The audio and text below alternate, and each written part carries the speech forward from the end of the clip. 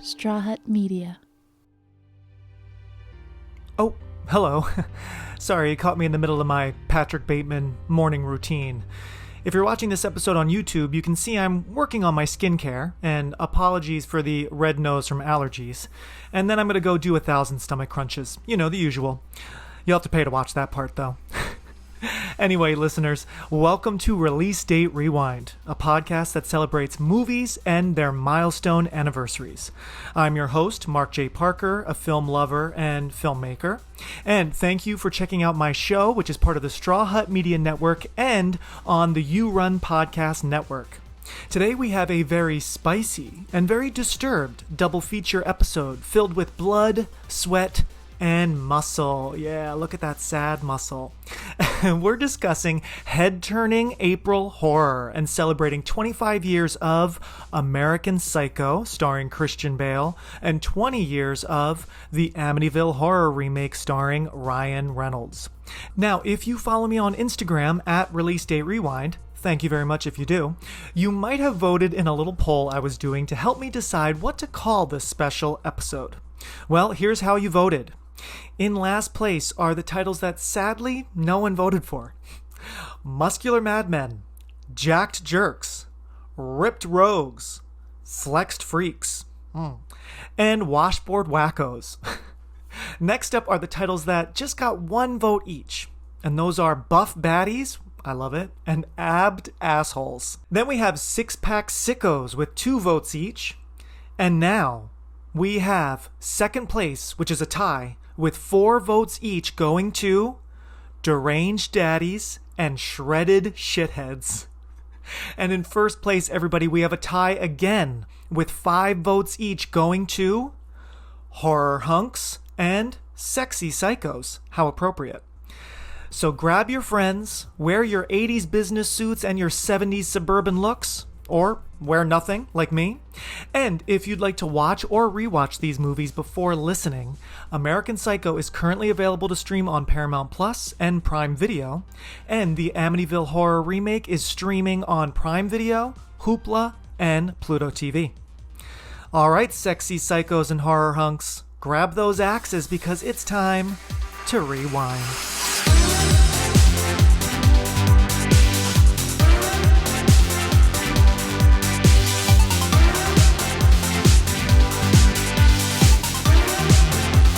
Here we go. She is back, everybody, and we are talking about some hot boys, blood, scares, comedy, both intentional and maybe unintentional. Katie Bruno is back on Release Date Rewind. Hi, Katie. Hello. Hi, Always everybody. great to see you. You're like Always one of my... fun to be back. You are like definitely one of the regulars. You probably have been on the show, I would assume. I haven't counted, but you've been on the most, I would assume. Would you agree? I feel like maybe. I feel like you're like on a few times a year. So, I mean, I was looking at the calendar. I'm like, I'm pretty sure we were just talking offline. I believe Katie's last episode was Speed and True Lies last summer. So, I mean, it's already April. We got to get her back. And she's back. I know. I can't believe it's been that long. I know. It doesn't feel that long, right? Yeah. I know. How you been? How's your April been? How's spring going for you? Any exciting stuff happening? It's going. Yeah. I mean, it's going. We got to see each other, luckily, twice lately. Christmas, and then, like, post-Valentine's Day, we saw Hard Eyes and Nosferatu back at Christmas time. We go to the movies together, which is great because we hadn't gone to the movies together in years. But we were going all the time growing up, so that was fun to, reunite at the movies. I loved Hard Eyes. I thought Hard Eyes is so good. Everyone out there, if you haven't seen it, right? That was a fun time. I actually cannot wait to rewatch it. Like, I'll rewatch it soon. Some movies I'm like, oh yeah, I'll rewatch that like in a year or two. That one I'm like, put it on now. I'll check it out again. Right? Really good writing. Yeah. Good kills. Oh yeah. Managed to be funny without being corny. Oh yeah. Like it could have been so schmaltzy and stupid, and it just never. The writing was too good. So much fun. And we were just talking about coming up this summer. Well, I say summer, it'll be late summer, early September. Katie and I, with our friends Jackie and Cece, who have both been on the show as well, we're going to Camp John Waters. So if you're listening, let me know if you're going. We have 2 beds left in our cabin, unless they've already been taken by some randos, some Yeah. narcs. I'm excited. We were just talking like we have no idea what to expect. Yeah, but we're gonna see Stephen Dorff, Amy Locane, now that she's fresh out of jail. A Mink Stoll, who I believe goes to Camp John Waters every year with John Waters. So I'm excited. But Okay, yeah. like we were saying in our message in our group chat, I gotta watch some John Waters movies. Of course, I've talked about Serial Mom on this show. Love that one. That might be my favorite. But I gotta go back yeah. to like the deeper cuts, the old ones. I gotta make sure I cover my bases. I'm Do you literally feel gonna like just go on like the IMDb right? and just like try and watch them, like rewatch my favorites. Like Yep. Serial Mom, I definitely need to rewatch that. Oh yeah. Hairspray. Hairspray. Of course. I fucking love Hairspray. I know. But yeah, I just kind of want to go down the list and just rewatch Cry all, Baby. as many as I can. I will always love Cry I haven't Baby. seen Cry Baby Johnny. in like 20 years. Oh yeah, it's been a long time. He was so stinking cute in that movie. Yep. Yeah, he was hot in that. Yeah, so I definitely want to go down and I know. So yeah. we got to prep because that's in less than September. 5 months. Yeah. So we got plans. I'll be seeing this girl in person more times this year, but at least right now we are virtual, and we're going to talk about. I was trying to think of the name for this episode. Like, is it like murder bods? Is it like murder hotties, right? It's like we got these guys killing bad boys you should avoid, but you're not gonna. I like that. I like that. Also, it kind of rhymed. Bad boys you should avoid. Oh, I didn't. Killer hunks. Ooh, that's kind of fun. Hunks? Killer hunks is fun. Yeah. Hunky murderers. I don't know, but send me your thoughts, listeners. But we are talking about two fun, crazy, very memorable, very rewatchable horror April movies. First up, everybody, we're going to talk about American Psycho. What a true classic. What a very unique film, right? That came out 25 years ago. 25 years ago today. It's very special when doesn't happen all the time. Oh, today is it happened today. Yes. That's awesome. Isn't that fun? On this day. Fun. So as of this recording, everybody, Katie and I are recording on April 14th. And on this day, 25 years ago, that movie came out. And it's rare when it like syncs up like that. So this is extra special. I don't think we've ever recorded on like the day it was released. It's very rare. Yeah. So and then tomorrow, the 15th, will be the 20th anniversary of the Amityville Horror remake with Ryan Reynolds. So yep, they're back to back, just 5 years apart. But we're doing a little hunky double feature, everybody. Most of the episode will be American Psycho. The end will be Amityville. I know some of you, anyone who follows me on Insta might have seen my poll. Most of you were all for this hunky double feature. A few of you shady queens out there were like, just an Amityville mention or no Amityville mention at all. So I was like, okay, well, I already decided Amityville's part of it. It's your show, so right? Thank you for your input. Thank you, but no thank you. Yes. But so, I'll announce, okay, now we're taking a trip to Amityville, and then if you want to sign off, right, you can get off the train, or just get off. But first up, everybody, is American Psycho. So Katie, I need to ask you, when did you see this movie? Did you see it in theaters? We were 13. Oh God, no, I did not see this. I saw this in theaters with my dad. I was wondering if your goddamn dad took you to this movie. So even my parents are like, my mom is like, Rob, absolutely fucking not. You're not taking it. So I did not see this in theaters. I watched this. So I was thinking about it because you always ask this question when I first saw. I remember watching it at home. I believe it was when it premiered on like HBO. Probably, yeah. Later in the year, maybe even or like a year later, maybe. Like almost a year. Yeah. So may have been 2001 around this time. Yeah. And I'd heard about this movie. And I think, you know what? You saw it. And I think you told me about it. And you're like, you go to see this movie. I'm sure I did. So I'm pretty sure I was home alone and we had HBO. I had access to HBO. And it came on and I was like, I'll watch this movie. And I was like, oh shit. This is like, all right, here we go. Buckle up. Like it is it's quite a movie. And at 13, I was like, okay. Right. But, it is quite a movie. It is truly twisted. It's so even because it's very funny, which I did. A lot of that went over my head at that age, as I've gotten older, the more I rewatch, I pick up more and more. It's darkly funny. It's so, it rips apart these like finance bros and I love it. Right. I love it. It's so quick. It's so witty. It's so funny that, I didn't appreciate the dialogue 25 years ago that now I'm like, oh my God, this script is so good. The dialogue. If Anyway. anything, when I saw it in theater, so I saw it. Okay, here's how it Wait, went, okay, everybody. yeah, let me hear your first. So I'm pretty sure we saw it at the Morristown Mall, Okay. where Katie and I just saw Hard Eyes. I'm pretty sure we went there, or maybe Lowe's, Cherry Hill, but I think it was the Morristown Mall. So it's me and my dad. I am literally newly 13, had just turned 13 Mhm. like a couple days prior, right? And we went with, you might remember, Katie, of course, I was an actor as a kid and I worked on a couple indie films in the area. And so we actually went with our filmmaker friend who my dad had like produced some things with. And I was in some of the shorts and features that this guy, Patrick Rodeo. Hi, Pat. I don't think you're listening, but hi. So we went with him and his then wife. And so it was kind of fun. And I felt really cool. I'm like, yeah, I'm like going out with like this filmmaker. We're going to like see this cool, like artsy horror film, right? I knew Christian Bale from probably mostly from Little Women, which I love, which I talked about in this show a couple months ago. But that was, that was a different Christian Bale. Now we were seeing like true, like movie star leading man, very different side to him, right? And so I knew him. I knew they were showing Reese Witherspoon in the commercials, of course, even though her role, actually, I forgot, is quite small. I forgot she was in it, honestly. When I was like, oh yeah. Like again, I haven't seen this movie in so long. Right. I thought Reese was in it. But right when I saw her, I'm like, oh, I remember this role now. Exactly. I remember it. Yep.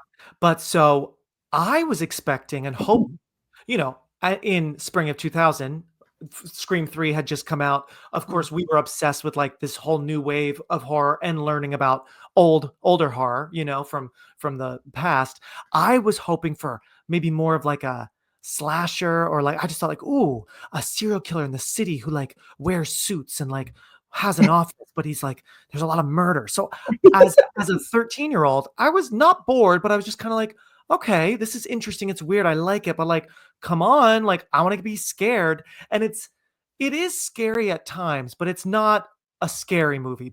It's horrific. Yes, but it's not really disturbing. Yes, it's not really scary, and not as bloody as the book. We can get into the book is way more.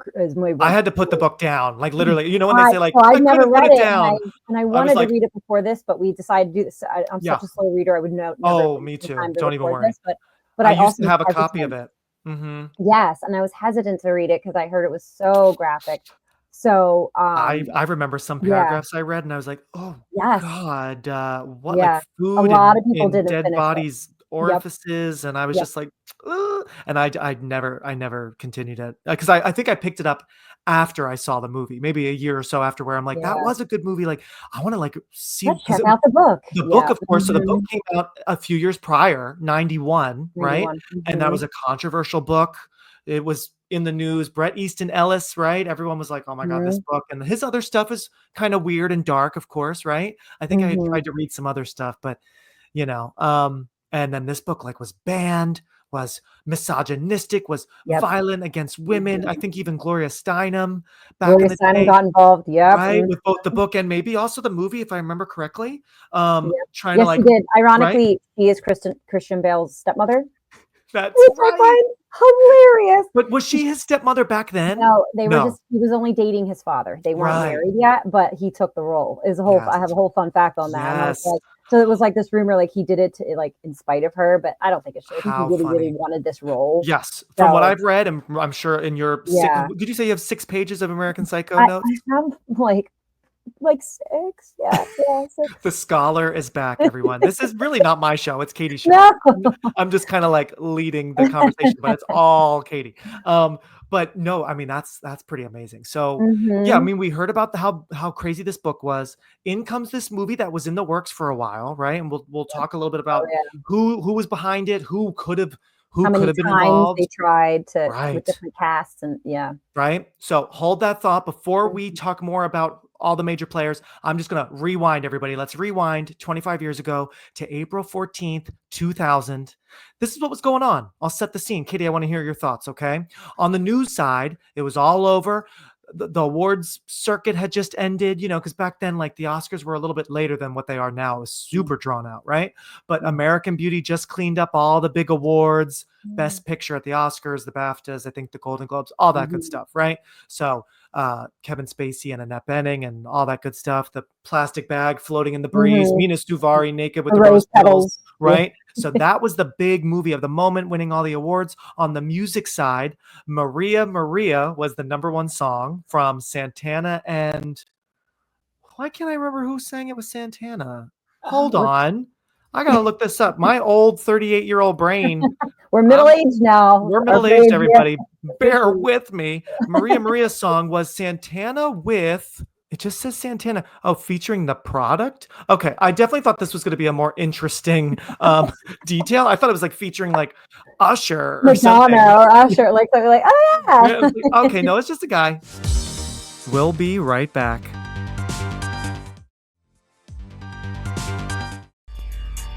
New card. What do you think? Whoa, very nice. Yeah, so Maria Maria was the number one song, followed by some major hits of our youth, Katie, such as Say My Name from Destiny's Child, Bye Bye Bye from One NSYNC, and The Thong Song from Cisco. Yes. Those were all in the top 10 on the Billboard chart that Katie and I were moving and grooving to. And, you know, honestly, I do feel like thinking back to those songs, sure, we're not like listening to them a lot nowadays, years later. It's not like those are your go-to, but what a fun time for music. I mean, those songs were pretty, you know, unique and had their own sound. And like, that was like because, you know, sometimes when I do the show, I'm like, oh, there was no good music at the time. Yeah, or like a song, you're like, meh, but those are like, but those are like pretty iconic, right? Pretty part memorable. of our childhood. Like, yeah. Right. Yeah. And then other popular movies that came out around the same time, same day. Rules of Engagement with Samuel L. Jackson and Tommy Lee Jones. Not really my thing. Kind of like, I don't know, like soldiers and, you know, that kind of action drama snoozy for me. I think it was like a thriller-ish. Yeah, Rules of Engagement was the number one movie. Erin Brockovich, talk about an awards movie. She was going to win the Oscar a whole year later, but that Julia Roberts movie was very popular in theaters at this time. I saw that in the theaters, Right? Of course, that was a big one. I really want to rewatch that, actually. I haven't seen that. I was thinking about that. I don't think I've seen that since 25 years ago, right? It's probably been, yeah. I don't know if I've ever rewatched it, but obviously it's great. It's iconic. She's so fun in it with her bras showing and yeah. What did she say? They're called boobs, Ed, right? To her boobs. Yeah. So Erin Brockovich was huge. And other movies that came out this same day as American Psycho, 28 Days with Sandra Bullock in rehab. I remember seeing that. Yeah, that's a cute one. Yeah. Yes. And Keeping the Faith with Jenna Elfman, Edward Norton. Underrated gem. We saw that in the theaters. I saw it in the theaters. Did you? I don't think I ever saw it. I haven't rewatched that probably in like 2020. And Ben Stiller, I think. Am I right? So Ben Stiller's the priest, or no, Ben Stiller's the rabbi, and Edward Norton's the priest. And then it's really like, it's cute, it's funny. Yeah. I haven't seen it in 25 years, so maybe I'll rewatch and be like, oh, this is not as funny as when I was 13. It probably isn't that bad. Yeah, I mean, that's a great cast. That's like a solid, those leads do good movies, right? Yeah. That's so funny. Yeah, Keeping the Faith. I don't think I've ever seen it, so maybe I'll add that to my long list of movies I somehow missed. Right? I know. Same. But Katie, in your own words, I'm going to throw it over to you for a second before we talk more about who made American Psycho. If for anyone out there who hasn't seen it, who maybe is too scared to see it and is just thinking, I'll just listen to Katie and Mark talk about it. In your own words, give me the brief little pitch. What is American Psycho about? Well, Mark, it's a lot of murder. So it's set in 1987, and it really centers. I know the year of our births. It's when the world began, honestly. Oh yeah. So it centers around Patrick Bateman, who is a corporate yuppie, social ladder climber, obsessed with money, appearance, all of that. That whole Gordon Gekko, greed is good. Like this whole, he's very much like that sociopathic kind of guy. And secretly, he is a vicious serial killer. And so the movie kind of follows his kind of mental deterioration and path to madness, through fun, witty dialogue and an ending we will discuss. Please, can we discuss it later? Because like what's real, what's not. It kind of delves into. So, but yeah, that's the synopsis of American Psycho, and he's absolutely very hot, and oh my God, Let's start with the headline, everybody. Man, oh God, man, he is Christian so Bale hot. was not fucking around with this He movie. is He went at it. He is beautiful. He is in Yes, insane shape, as insane. is, fast forward to Ryan Reynolds. We'll get to him soon. Oh, God damn that body. I Which know. now, okay, Katie, I'm gonna just ask you right now. If you had to choose between these two April horror hunks, Oh, who would you choose? It's hard. it Are you is a going with hard Ryan? one. I'd probably go with Ryan Reynolds. Because I like he's like he's funny. he's He's less funny. psychotic. He's a funny, yeah, he's a Yeah. funny guy. Yeah. But yeah, both are. But I always like, so this is like going to the Prestige with Christian Bale. We were playing a game one time, and it was like, if you could bring your one thing to an island, and I said the Christian Bale twins from the Prestige. Like, so, I was like, there's two of them. Like, come on over. Oh man, talk about a good movie. And talk about a head so Christian scratcher. Bale, it's a tough choice, but I Yeah. would say Ryan Reynolds, but Christian Bale is Oh, very close second. a very close second. My God. Yeah, that's for me personally, but yeah, Right? he went full force in this movie. Like he was saying he worked out like 3 hours a day at the gym, had an on-site trainer, 3 hours more a day. Right. He was like, I ate nothing but like chicken breast. He's like, if I have to eat one more fucking chicken breast, I'm gonna lose my mind.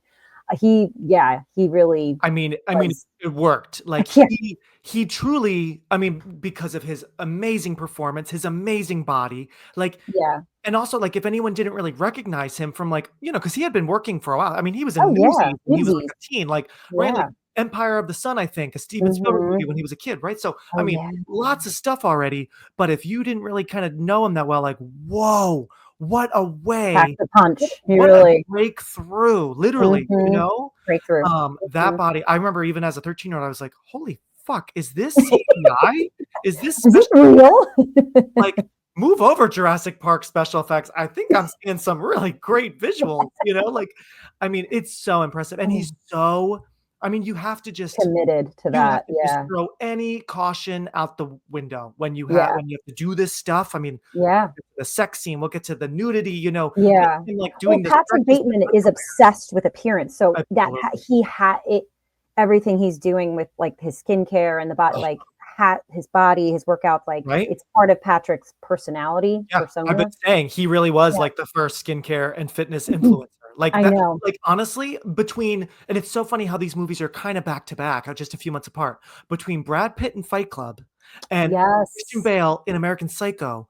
I feel like these are men, like male characters, sadly, that some guys really look up to, and bodies that that changed pop culture. You know what I mean? Like, these are the bodies that I feel like created a whole industry of fitness videos. And like, I mean, we had them before, 2000, of course, but like, I just feel like influencers now on Instagram that are like showing off their workouts. It's all because of fucking Tyler Durden and Patrick Bateman. Do you know what I mean? Yeah. It really changed things, So good job, boys. And thank you for your service. Thank you for your service. Doing such a great job. And really, thank you for eating all that chicken. I know. The pictures just are priceless. Right? Wait, where's my fan? She's got the fan. Okay, good. We're gonna have to keep a tally, everybody, of how many times Katie fanned herself during this hot episode. I brought props this time. Props. But yeah, sorry, anyone who's straight or anyone who's not into men. Sorry. Yeah, we'll try to. I feel like even other straight men would be like, I get it. Right. Yep. It's so impressive. Everything about him, and really just his whole career. I know he did have that time around Terminator or whatever that one was, Salvation, where like the mic recorded him losing his shit, and he's got a very like method, like he's got a temper, so I'm sure, right? My sister-in-law were like, that makes me like him more. I like a little temper. I like a little. My sister-in-law, like when that first came out, she's like, that actually makes him hotter to me. I'm like, you're damaged. Like, oh my god, I agree. You're like, oh no, bad Christian. Oh yeah, exactly. So no, he's just so impressive in this movie. And to think, so originally it was going to be Leonardo DiCaprio. I'm sure you saw that. What do you think? So it's interesting. I read that and I was like, okay, like I kind of get it. I get it with the popularity from Titanic, which we talked about, but well, that was with Oliver Stone, because Mary, how do you say her name? Is it Mary Herron? Aaron. wanted Christian Bale, and the studio was like, well, okay. And then she's like, great. And then they're like, actually, we made an offer to Leo. And she's like, well, then I'm leaving. And they're like, okay. So then she left. Oliver Stone got attached. And then Leo was like, but the budget was getting so crazy because Leo wanted so much money. Which, I mean, I sort of understand. Leo was literally the Titanic, most famous person on earth. Plus, Leo would really have to kind of deal with kind of a new image because he was sort of wholesome. Yeah, it made sense. So Gloria Steinem, that's where she kind of came in allegedly and told Leo, I don't recommend you do this. Your fan base is teenage girls. Like my age was 13 at the time, right? But I was the fan base. So I get it. Yep. And then, but then Leo ended up dropping out to film The Beach instead. And then Oliver Stone was like, never mind. And then they rehired Mary, who then got Christian Bale back. It was like a whole thing. A whole back and forth. It must have been back and forth. You know? And Christian Bale was really fighting for this role. Like he was fighting for months. I read somewhere, maybe you saw this too. I thought this was interesting because Christian Bale, you know, like we said, we've listed some movies, but right before this, he had done Velvet Goldmine with Ewan McGregor, and he was in a movie. I do love this adaptation, The Midsummer Night's Dream. I forgot he was in that with like Stanley Tucci, Michelle Pfeiffer, Rupert Everett. Like, a long time. Oh my God, yeah! I just remember that was Kevin Kline, I think, like a beautifully made movie, really good adaptation. I forgot he was in that. But so those were the movies leading up to this. But his co-star, Ewan McGregor in Velvet Goldmine, I guess was also apparently in the running. Yeah, and Christian had said, like, can you take your name out of the running? Please don't take it. Right? Yeah, I was wondering. Yes, I didn't realize. I never seen Velvet. Yeah. Yeah, I haven't seen it either. I've seen bits and pieces. I know it's very queer. I know Toni Collette was in it before she really kind of broke through. Well, I mean, she broke through with Muriel's Wedding, but really broke through with Sixth Sense, right? So she's in it too with them. But yeah, I kind of love that trivia that he was like, please fuck off. He really wanted this role. Right? Please let me have it. I appreciate it. I think, you know what? It's I don't know if Leo is an amazing actor. We already know that, but his body would not have gotten to that. No. I just know it, right? And I don't know about Leo.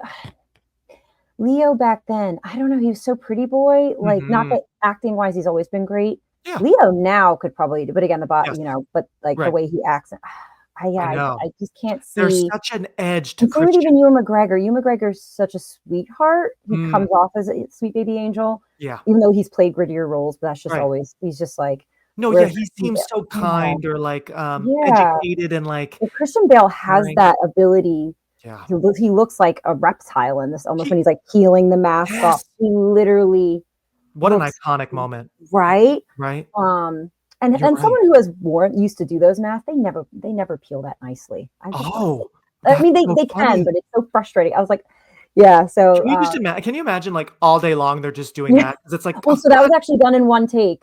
Oh, was it really? Yeah, the director was like, "Oh wow, that worked out really well." Because she knows when we do those stupid masks, like pieces, ladies out there and men too. If you've done those masks, they rarely peel that perfectly. Oh. So they got it in like one take, which was like I read that. I'm like, what?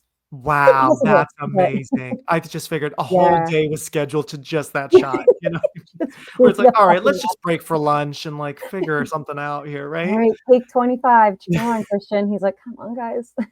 Wow. Yeah. I mean, that whole monologue where we really kind of meet him, see his routine and the skincare. I mean, right off the bat, you know, like, okay, something is really wrong, right? Yeah, he's so obsessive OCD, like and again, like the peeling, I always think of like a reptile, like that's a really I love that good thinking, right? And I feel like he projects that where I don't think Leo or Ewan McGregor, and they offered it to like Keanu Reeves, they offered it to like other couldn't have done it like that. I think Keanu, it had to be sorry, I love you, babe. Love Keanu, but no way. It's really hard to imagine anyone, really the whole cast. I think the whole cast is perfect. I think they're amazing. You know, you've got Reese in a really funny pre-Legally Blonde kind of rich girl, you know, crybaby, kind of focused on image, like her supposed fiance, right? Doesn't he say something like, she's like my fiance, sort of, like, you know, sort of. It's right. It's so funny how like, and even Chloe Sevigny, who's also great. She had just been nominated for Boys Don't Cry, just like, you know, a month prior. So she was busy with that and all that. But how she's like, are you seeing anyone? And he's like, sort of. I think so. not really. No, like he just Not doesn't really. like It's Evelyn. so awkward. It's That's so a great awkward, theme too. And then right? we're jumping around, but then the Yeah. voicemail comes on and it's Evelyn, and that's like, Yes. and they just sit there listening. I'm like, turn it off! Like, what are you doing? I don't know the '80s. Maybe you couldn't turn the thing on. I'm like, pause. I know, right? It's like, Oh, can I call you back? right? And then you have like the great Willem Dafoe, who, Yes. because I sometimes have actors do a scene from this movie in my acting classes. I do. It's the Paul Allen, it's Jared Leto about to get killed. That whole like back and forth, and even the restaurant scene before where they're really like one-upping each other. That's some great stuff. But I forget how great the Willem Dafoe interrogation scenes are. Great scenes, great tension. Do you have any witnesses or fingerprints? Actually, yes. I've known this for years and I love it. Mary Harron had told Willem Dafoe, like, to play each take differently. And then they edit it together so that sometimes he has no idea and he's just a nice guy. Sometimes he is so suspicious and knows, that Bateman is the killer, right? And so it's constantly making Bateman, the way they've edited it, it makes us really not sure, like, does he have a good hunch? Is he suspicious or is he oblivious? And it just adds to that tension. You never knew. It adds to that mysterious of like what's real, what's not, what's right. Super smart. And it's funny, like with Willem, that's like a more subdued role for him too, because I kind of forgot he was in that as well. And I was like, oh yeah, I'm like, oh, this is kind of a more, Yeah, because he can get crazy. I mean, just a couple of years after this, right? Just about 2 years after, he was the Green Goblin in Spider-Man, where he really gets to go big, right? So yeah, it's just great cast. And let me talk real quick about our director. I do love.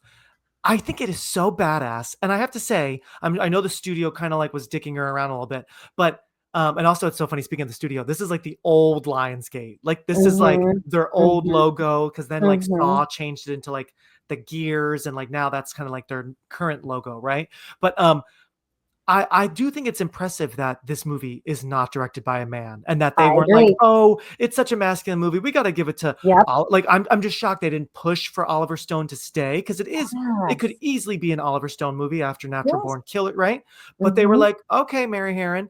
I think that is so badass, because she does I agree. an amazing job. I didn't know it was directed by a woman, and the screenplay was written by a woman as well. Yes, it was Mary Harron and Guinevere Turner, who do you know she's in the movie as well. Elizabeth, she plays the friend. I was blown away. I was like, wait, so women really... Two women. This movie is created by women, right? Of course, based on a man's book, but they completely adapted it, and I think that's why it is so good, because it rips these guys apart. Not necessarily from a woman's perspective, but from the perspective of someone who has been probably, made fun of by these men, treated badly by these men, right? I think it is. That makes me love it so much more. And already it's such an amazing movie. The people who are behind the scenes. And Guinevere Turner, I think, is awesome as Elizabeth. I know she doesn't have a lot to do. Yeah. But it's a great little role. I remember that from when I rewatched. I'm like, I remember this scene. Yes, right? Because it's so casual, and she's so oblivious, and she's so like vapid and talking about like, getting names wrong. Where do you summer? Southampton? How do I know you? Like, the dialogue is just, and it's so funny because, like I said, like with any good comedy, especially that came out when we were kids, really, it gets better and better the more I see it, because it's like, oh my God, I miss some of these jokes because they just went over my head, So like, I know, like, one of the guys says, I think he says, Ed Gain, is he the maitre d' at whatever restaurant they're talking about? And Bateman's like, no, like, it's just like, he's a serial killer. They're all so stupid. They have no idea. And then the other scene where like he talked about Ted Bundy, and Gene's like, who? Yeah. Who's Ted Bundy? Right. It's they're all so focused on themselves and work and going to the whatever restaurant, God. And can we just talk about, I mean, you've been to New York. I used to live there. I just was there. Literally just got back yesterday. Jesus Christ. I know you guys are all making a lot of money in the 80s, but you're really throwing it away every night on restaurants, bars, clubs. Like, I put that in there in my notes. I'm like, lots of crazy restaurants and clubs that are like, really does no one cook? Does no one like microwave? I don't even own a microwave. I live out of mine. But I did write that in there. I'm like, a lot of like really cool, like hip locations, but like very douchey. Oh yeah. This is like all of the settings are like very cool, or very like not cool, but very fancy and bougie and like Yes. keeping up with the Joneses. Like, oh, I want to be seen. I want Absolutely. to fit in. I want to be seen. Yes. But it's just like Much like Bateman says at I the just want to towards fit in. right. And I had Mhm. forgotten he says that. I think he Yeah. says that to. Does he say that to Evelyn. Reese? To Evelyn? Yeah. She's like, why do you work the job or something like that? Yeah. But you hate it because I want to fit in. Yes. Oh. We're getting it out there right away. Like, yeah, ultimately, this guy so desperately wants to fit in that it's driving him crazy. You know, Mhm. he wants Mhm. this lifestyle, this image. Completely forgot in that same scene. I think Evelyn says, well, you know, or maybe it's later, I forget, but I'm pretty sure Evelyn says, like, well, your dad like co-owns the Mhm. company. Completely forgot because we don't hear a thing about. That's the only thing we hear about his parents, about his dad, Mhm. right? Mhm. Yeah. And it's so funny because to me, I view this movie as like, oh yeah, Patrick Bateman doesn't even have parents. Like he is such a solo freak that I'm Yeah. like, oh my God, that's right. Like he comes from a mom and dad, and like, He comes from a what human. He what do wasn't just they like do? You he wasn't know, just in like a birthing sack and like some like right? laboratory, you know. And it's funny, like you know, I definitely want to ask people who've read the book, like maybe do they, because like I said, I didn't get very far years ago, but I wonder if maybe his parents are in the book or talked or mentioned. I could see it going either way. Maybe they are, maybe they're He does just. mention too he's a child of divorce. I think when he's Oh talking yes, to he does Paul say that. Allen, he Yeah, does he's like, mention hey, I'm that a child of divorce. Give me child a of break, divorce. right? Yeah. Yeah. So a little That's bit of true. mention there. I'm like, oh, you come from somewhere. Like, Right. That's a wonderful suit. Looks so soft. I don't think I can control myself. If you stay, something bad will happen. But yeah, mhm. so Mary Harron had done a couple things, but like she was, I guess, a little bit of a risk, I guess, in the eyes of the studio because she did make the movie I Shot Andy Warhol. I know that's been around for years. That was like an Oh, iconic movie, but I never yeah. still haven't seen it with It's Lily good. It's Taylor. good. Have you Yeah, seen it? it's good. Yeah.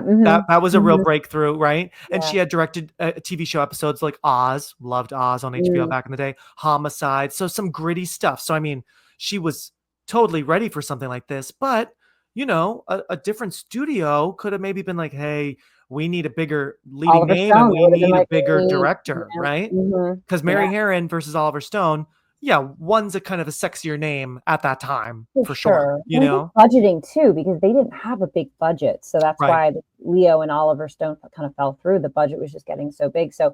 Christian Bale and Mary were cheaper, you know, Yep. together at the time. So Yep. that probably was a big factor. They just didn't Mhm. have the money to Yeah. hang on to someone like Oliver Stone or Leonardo DiCaprio. So Totally, totally. Yeah, because mm, I think it was something like, yeah, Leo wanted, I think you were saying like 21 21 million, million. which was Yeah. boosting that. And that once Hmm. Christian took it, it brought the whole budget, not just his money, because he barely made any money. I think No. honestly, his salary just went back to like his gym, his trainers, like I think he has said like he made like $1 on this movie. Yeah. Like he didn't care about that, right? But that Yeah. by him taking it, it brought the whole budget down. I think I read to 7 million 7 million. So total, substantial. Yeah. right? So yeah, Yeah. they're like, great, you know?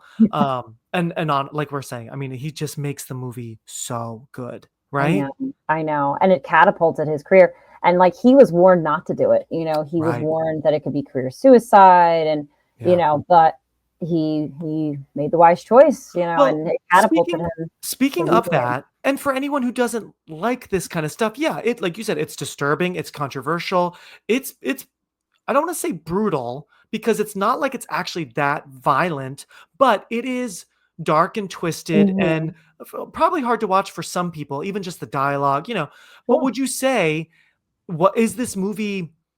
I kind of view it now as a comedy. I think it's more of a So, comedy. But right? what do you Yeah. think? I mean, it's a horror comedy, but it's I to think me it's a it's mix of things. I think right. it's because that's something I was kind of reading, like, how do you classify this film? Horror, comedy, black comedy, Mhm. thriller, drama. I think it's Yeah. all of it. Right. It's all of that Yeah. because it is horror because he's doing horrible things to these people. And it's drama, very dramatic of seeing him Oh yeah. deteriorate and go insane, essentially. Oh yeah. It's also funny, there's a lot of quick, funny dialogue. It's so oh my God, some of Again, his more very dark, narrations. funny, dark Oh humor, yeah. but you Right? But know, I forgot, like, some of yeah, his great, voiceover lines, like, oh my god, I wrote it down, like, I was near tears thinking we weren't gonna get a decent table at this restaurant, but I was I was surprised to see really that we yeah, did, you know, I you was did, relieved. yeah, He is so vapid, he is so yeah, focused he's on, like so right? vapid. And what's so Yeah, funny is no one likes him. All of his coworkers are like, when they talk about him, which is so interesting. Because as a kid, I was sort of confused by that. I'm like, wait, how does no one know him? But it's because he's a nobody ultimately. Like no one actually knows who they're talking to. No one is anyone in this film. Right. The whole concept of mistaken identity, that is a theme in both the book and this is where I did the deep dive on Saturday. And I was like 2 hours later, I'm like, I like resurfaced. I'm like, oh my God, I need a break. But Tell me. It is the whole concept of mistaken identity. Everyone's mistaking for someone else. Like the lawyer at the end calls him Davis. Right. And then the other guy, what's his name? Jared Leto. Paul Allen calls him Marcus. Calls him Marcus Homburg or whatever. I have it written down somewhere. Yeah. Me too. And then and like everyone's mistaking someone for someone else because nobody has a true identity. Nobody has individual characteristics. They're all the fucking same. Look at their business cards, which is a great scene. They're like, oh, that's a great scene. The sound effect. I love sound effect. That is the sound of a sword being sheathed. So they did that on purpose. I was like, that is so perfect because it's like their weapon. That's amazing. So they did it for the. But right, you're so right because even the business cards, they're all vice presidents. They're all the same, and they're all like center. There's nothing, but the only individuality is like, oh, some have gold letters, some are in all caps, slightly different paper, like eggshell versus like off white. You're like, what? It's so funny, but none of them are, and the women too. They're all like the same. Like they're all dressed well. They're all pretty. They're all blonde, and then he wants blonde. Like hookers. Yep. Sex workers, he's like blonde, and then when that poor woman comes in, he's like, you're not very blonde, are you? You're more of a dirty blonde. And she doesn't have a lot of lines, but I have always watched her face because she's so expressive, like at how he's directing her. And like right off the bat, when he says that, she's kind of like, oh man, those women are so good. And then the other one that comes back, I'm like, Christy, I know. Every time she comes back, I'm like, don't. No. It's actually really, truly, like when I was younger, I'd be like, God, she's dumb. But now as an adult, I know. I mean, older, I'm like, no, I mean, no, don't do it, girl. But when the money is that good, is there and you're a sex worker and you are struggling, and this is really all that you have been told you can do, all that you feel you can do. Yeah. Oh man, it is heartbreaking. The more I see it, right? I remember that, and that scene is what I really remember as a kid. That whole scene is just so like that's truly hard. And then she's gonna escape, and she can't get out, and she's trying to do the different doors. It's like a fucking maze of horror. Yes. And then there's bodies, and she's like, Jesus Christ, because that's like the film. Oh my God, all the bodies. Yeah, that's when I would say that's the most horror. That's really when we are in a horror. Yeah. And then him with the chainsaw naked. And you're like, she's gonna get out, she's gonna go, and she's going down, and I just remember being a kid and be like, oh my God, yes, I'm like traumatized. Yeah, that is such a gripping scene, and I remember that's like the biggest one I remember from first watching. Oh yeah, kid, and him just dropping the chainsaw. Well, because he's so intensely like following her with his eyes. And you're thinking, terrifying. And I remember so well thinking he's not going to get her. That's like, what are the odds? What are the odds? But and how we don't see it right away. We see him do that really disturbing, like animalistic scream, right? And he like laughs and just, oh my God. And then we cut to silent, her body face down with blood. Like, it's such a bummer because we all were rooting for her, right? We were all rooting for you. Because she was smart. She knew she was being dumb. And again, going back to the scene with Elizabeth, with the three of them, not until they're, drunk and, Elizabeth definitely has been drugged because she even says like, this tastes funny, but like, and we don't really know if Christy... She's drank a little bit of it. He says, you're not drinking your wine. She takes a sip, but it seems like she's being cautious and maybe just going through the motions. Yes. She's able to. She knows because she gets out of that bed, which is that's really, when the terror really starts when the blood seeps through the blanket and Elizabeth is screaming. And I just remember like the book in that moment. I'm like, which part of her is he like biting? Oh my God. I know. Oh, sorry. They cover it up, Yes. So it's all implied, which is smart because also, I mean, they couldn't do an NC-17 movie. Well, they were going to originally. The first cut was NC-17, so and that's a death sentence for movies, as you know. So especially back then, so they had to trim it down to get an R rating. So I don't know exactly how much more gory it was supposed to be, in certain scenes, but or sexual. I mean, yeah. We'll get to that big scene in a minute, but one thing I wanted to say more about this chase, because I'm so glad you brought it up, so because good. it is such a sequence in this movie. Like, you're so right. When you think of American Psycho, you think of a few scenes, and that by far, I mean, also he's naked, that chiseled body covered in blood, and it's except for white sneakers, sneakers, right? Because I think he probably, I assume, because he's Patrick Bateman, he's having sex with these sneakers on because he knows he's gonna make these women run around like it's all planned. Like, he's gonna have a workout with them in another way right after this, so he's doing it with his sneakers on. It's also so brilliant to have this naked man who we've been like ogling his body, right? But now that body is ugly. Now that body is, I think it inspired me to make this. I've had this idea for years about a naked, chiseled man, very much Patrick Bateman using his body against a woman, because in slashers, we're so used to the killer's all covered up. He's in a mask, he's in a costume. What if the body you were obsessing over is now the body that is trying to hurt you, right? And it's totally inspired by this, right?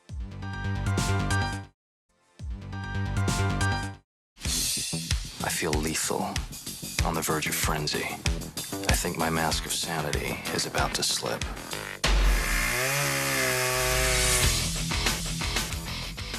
So here he is naked, and like the extension of his what he's got going on down there is a chainsaw.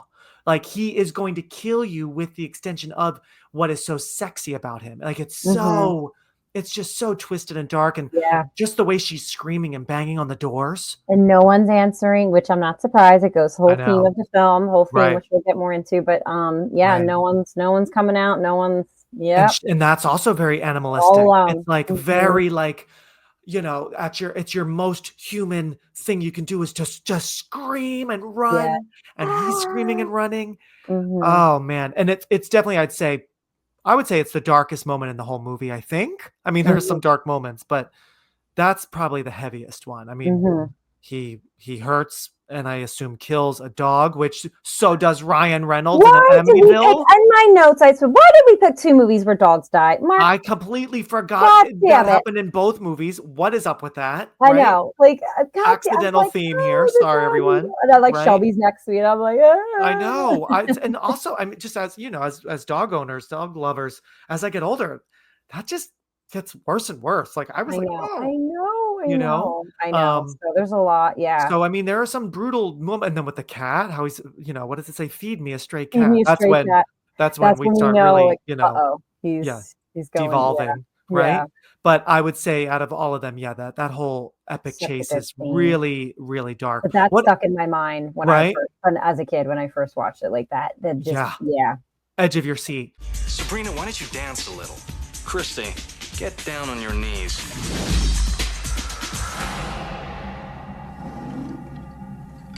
We're not through yet. I think both scenes with the sex workers. So the first scene, it starts. This movie is so funny with like how it like goes seamlessly from funny to a little awkward to God, like it just seamlessly just flows like that. Right. So like the scene with the first scene with two sex workers, Christy and the other woman's name, Sabrina. He says, you're going to be called Sabrina. You're Sabrina and you're Christy. How it starts off, he's talking about the music, and it's just like awkward. I could imagine sitting there and be like, what a nerd. Like, all right, like, can we just get this? And that's what they're doing, like, right? Not really threatening, just weirded out, but not threatened. Talking about Huey Lewis and the News, I think, right? And then starts playing Phil Collins, which I can't hear that song without thinking of this scene. I know, right? Right? Well, apparently a lot of the talk with the music dialogue was not in the novel, apparently. So it was like a nice touch, because it definitely adds to like his obsessive personality and all of that. But so it's just like that scene, you're kind of starting off, and as as the viewer, you know something bad's gonna happen because it's called American Psycho. Yes. But you know, it's like you could see them being like, this guy's just a nerd. Like, can we just get on with the show? Like, let's just get this over with. And then it kind of goes just to sex. Like, okay, they're having sex, which is hilarious. He's like looking at his muscles. Oh my god! Again, funny. It's like funny. Like you're laughing at it. It's like hot and sexy, but it's so crazy. It's so cringy. And I love when Christie's like she's just sort of sitting it out for a minute, you know, while the two of them are going at it, and he's so focused on himself, which is so wild. And again, that's what influencers are like now. That's what these guys do. They're like, some of this content that pops up on my Instagram is like just them flexing and then smiling. I'm like, that's your video? Like, that's it? Right? Like, that's it's the Bateman effect. But I just love when at one moment in that sequence, Christie's just there lying down and just like looking at him and judging him. And then he's like, look at the camera. And she's just like she doesn't care. Right? She's like, whatever. And then it ends and you're like, okay. And then he's like, we're not finished yet. And then it like, and I was like, oh, and it doesn't show anything, but it's still just like, it just quickly takes that turn of like, yeah, we've got some more to do. That was like a gulp moment. But they live. And then they're leaving and you're like, oh God, like what, you know, so. And that still surprises me. But when I first saw it, I was like, oh, because by that point we saw him stab the homeless man. We assume he killed that like pretty woman walking down the street that like they're kind of looking at each other and then they kind of walk off together, because then after that he's screaming at the Asian laundromat owners because there's blood on his sheets, so we can assume that woman didn't make it, right? Like a lot of it is sort of vague where you're not sure, right? But here, Paul Allen too at this point too. And of course, that's another big we'll go over that scene. About, right? That is like super duper memorable. But yes, with this threesome, it's been so fun and strange, but now, you know, they're just lying there in bed. And also, fun fact, because this is my brain, you do see when Christian Bale gets out of bed, he's fully naked, you do see a little bit of danglies. You don't surprisingly see it in the threesome scene, even though there's a shot like from his video camera where like they're switching positions, and you would think you would see it. I honestly think they blurred it. There's nothing there. It's just like shadow, or he's wearing just like a shadowy something, but you do see a dangly when he gets out of bed before he opens this scary drawer. We're not through yet. Right? Cut to them leaving, and it is such brilliant direction to follow them. We're not seeing their face right away until Sabrina turns around, bloody nose, crying, a scratched back. Right? And we're like, and that's definitely more disturbing than seeing a bloody sheet. You know what I mean? Like now it's like, oh God, he like did that to them and let them live. Then Christy, we just see the back of her head. She just rips the money out of his hand and keeps going, you know? Oh yeah, that was, I remember like, ooh, like getting the heebie-jeebies seeing that for the first time, right? Yeah. Spooky. So very, very spooky. Yeah, I call it like the junk drawer of death. Like his little drawer. I'm like, oh, like the junk drawer of death. Jesus Christ. It's so freaky because it's so not just your typical knives. It's like, and of course they're all pristine, clean, like that's part of his, you know, there's not a speck on them, like so and then of course we have to talk about the amazing scene with Jared Leto. That is iconic. Like that is with the he's putting the rain jacket on. And then how Jared Leto goes, is that a rain jacket? Well, yes, it is, Paul. Yes, it is. And he's just like, and then he's just like dancing around and like the moonwalk. Oh my God, the moonwalk. Did he? Like, he did, yeah.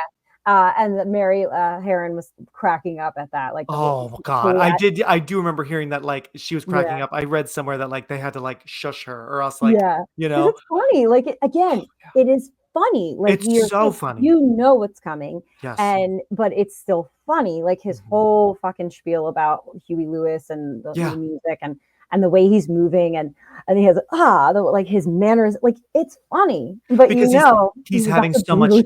Right. He's having so much fun because Paul Allen is wasted. Like, right? Because he even says, like, another martini, Paul? Like, he got him liquored up, right? Yeah. And there's newspaper on the floor. I love Paul's line. Do you have I love he just chow? Yeah.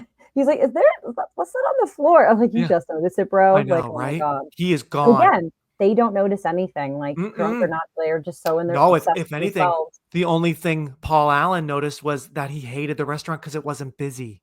Right?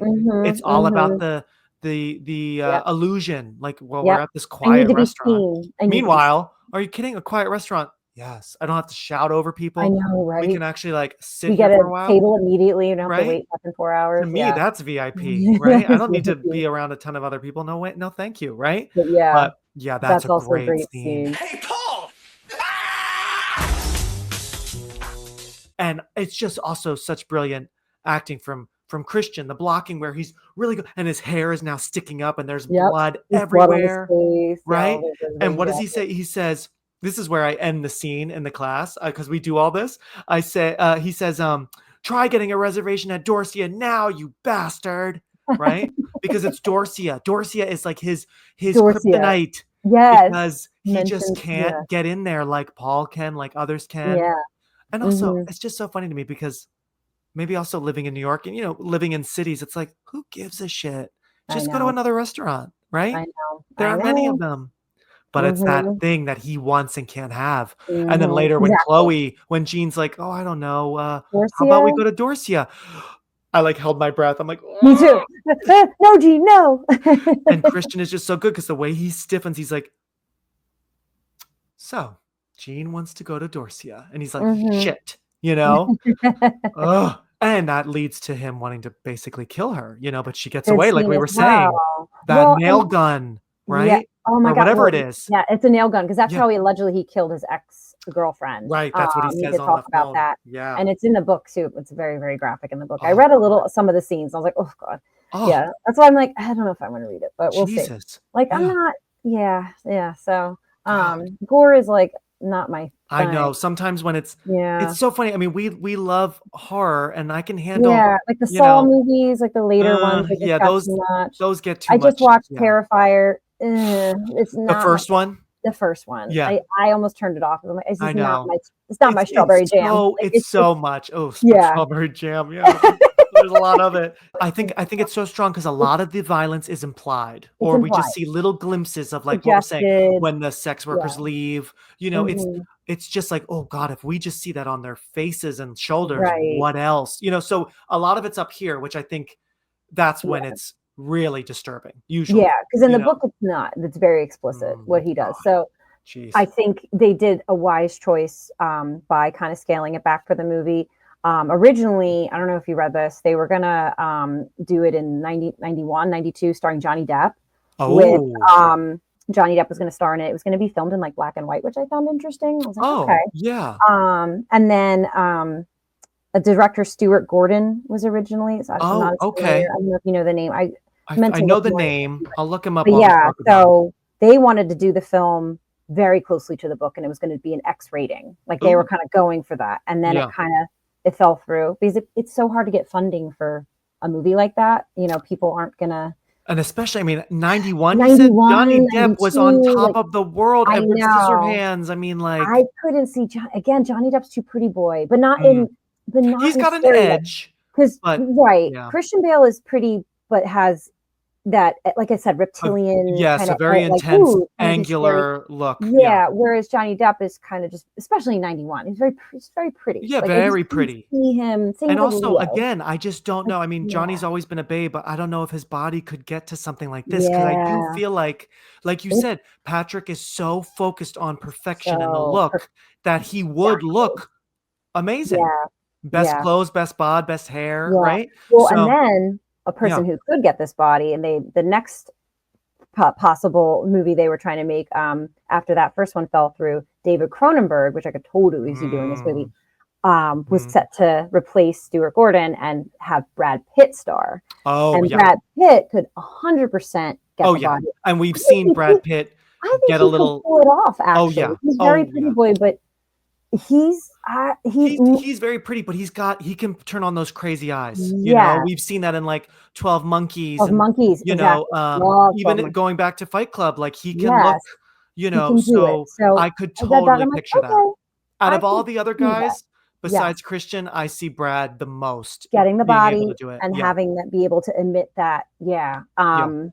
So, but that also failed to get off the ground. So then it kind of waited, and then this kind of resurged a few years later with It's funny how some movies just take a while and a have different versions, different names attached, much like Barbie. Like some big movies just like sit around for a while, and that must be so frustrating, and like people come and go, and it's like, real quick, Stuart Gordon, I just want to shout out. I'm like, how do I know that name? Yeah, he did Reanimator. He did some 80s horror, Reanimator Dolls. Love. The Pit and the Pendulum in 91. Castle Freak. Oh my God, he did Castle Freak.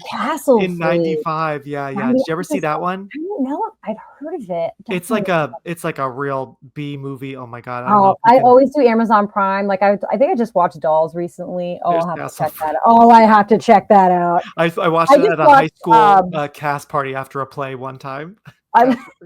You're listening to Release Date Rewind, which is now part of the You Run podcast network. Check out other pods that are part of this community, ranging in topics from movies, true crime, horror, public figures, and pop culture at yourunpodcast.com. Okay, Rewinders, I have another friend who I had to have pop in for this episode, and that's my New Hampshire neighbor, Victoria Galvin, who has her Instagram page, Paper and Screen, and here is what she has to say about American Psycho. Hi, this is Victoria. Thank you, Mark, for inviting me to record a little clip to commemorate the 25th anniversary of American Psycho, such an iconic film. And as a Tom Cruise fan, I have to mention Tom Cruise here because famously, Christian Bale based his performance, at least partially, on Tom Cruise after seeing him on a talk show. And he said there was an intense friendliness with nothing behind the eyes. But did you know that in the 1991 novel, Patrick Bateman has an interaction with Tom Cruise in an elevator? It's this awkward little moment. It's very short, but he says, "I really like your movie Bartender," but he means cocktail. And then Cruise corrects him and says it was Cocktail. Huge movie, 1988, like very big movie at the time. I really like it.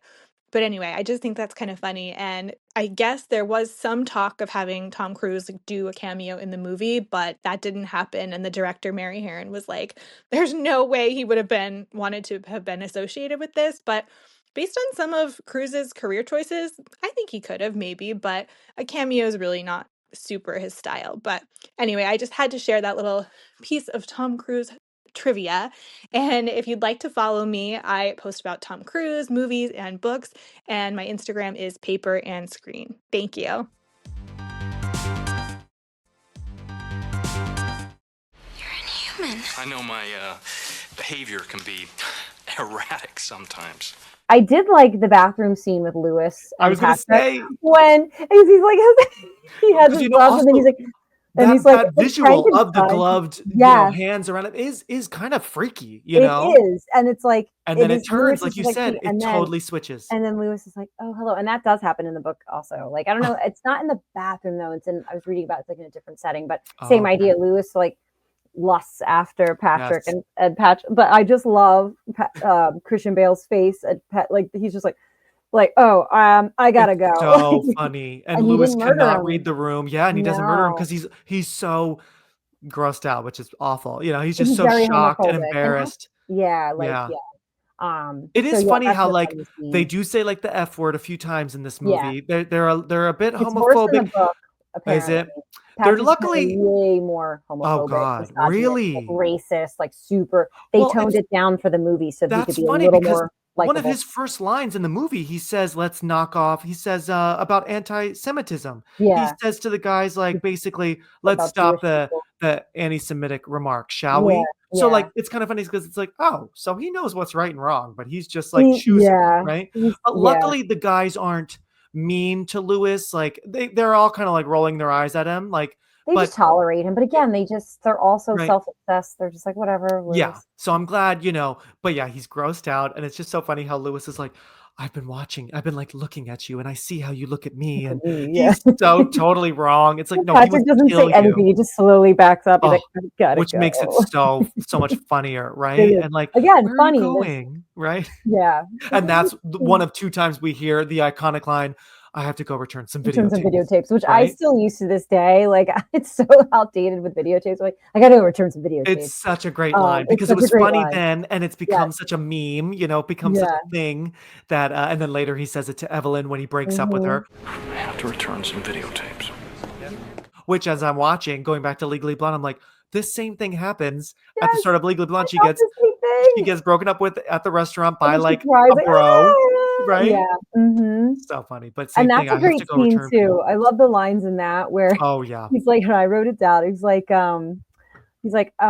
it's time to, I want to break up. And she's like, well, your friends are my friends and my friends are your friends. So I just don't think this is going to work or something. It's just so funny. But again, she's so vapid. Like, Yes. and he actually said, like, he says, my need to engage in homicidal behavior on a massive scale cannot be corrected, but I have no other way to fulfill my needs. And she's like, like, like, no one's listening to anything anyone says. It's so Yes. funny. Like Uh-huh. that's a funny scene, the quote breakup scene. But Right, yeah. and she says, like, "You're inhuman," but, like, what's great about some of this dialogue is the double entendres, right? Yes.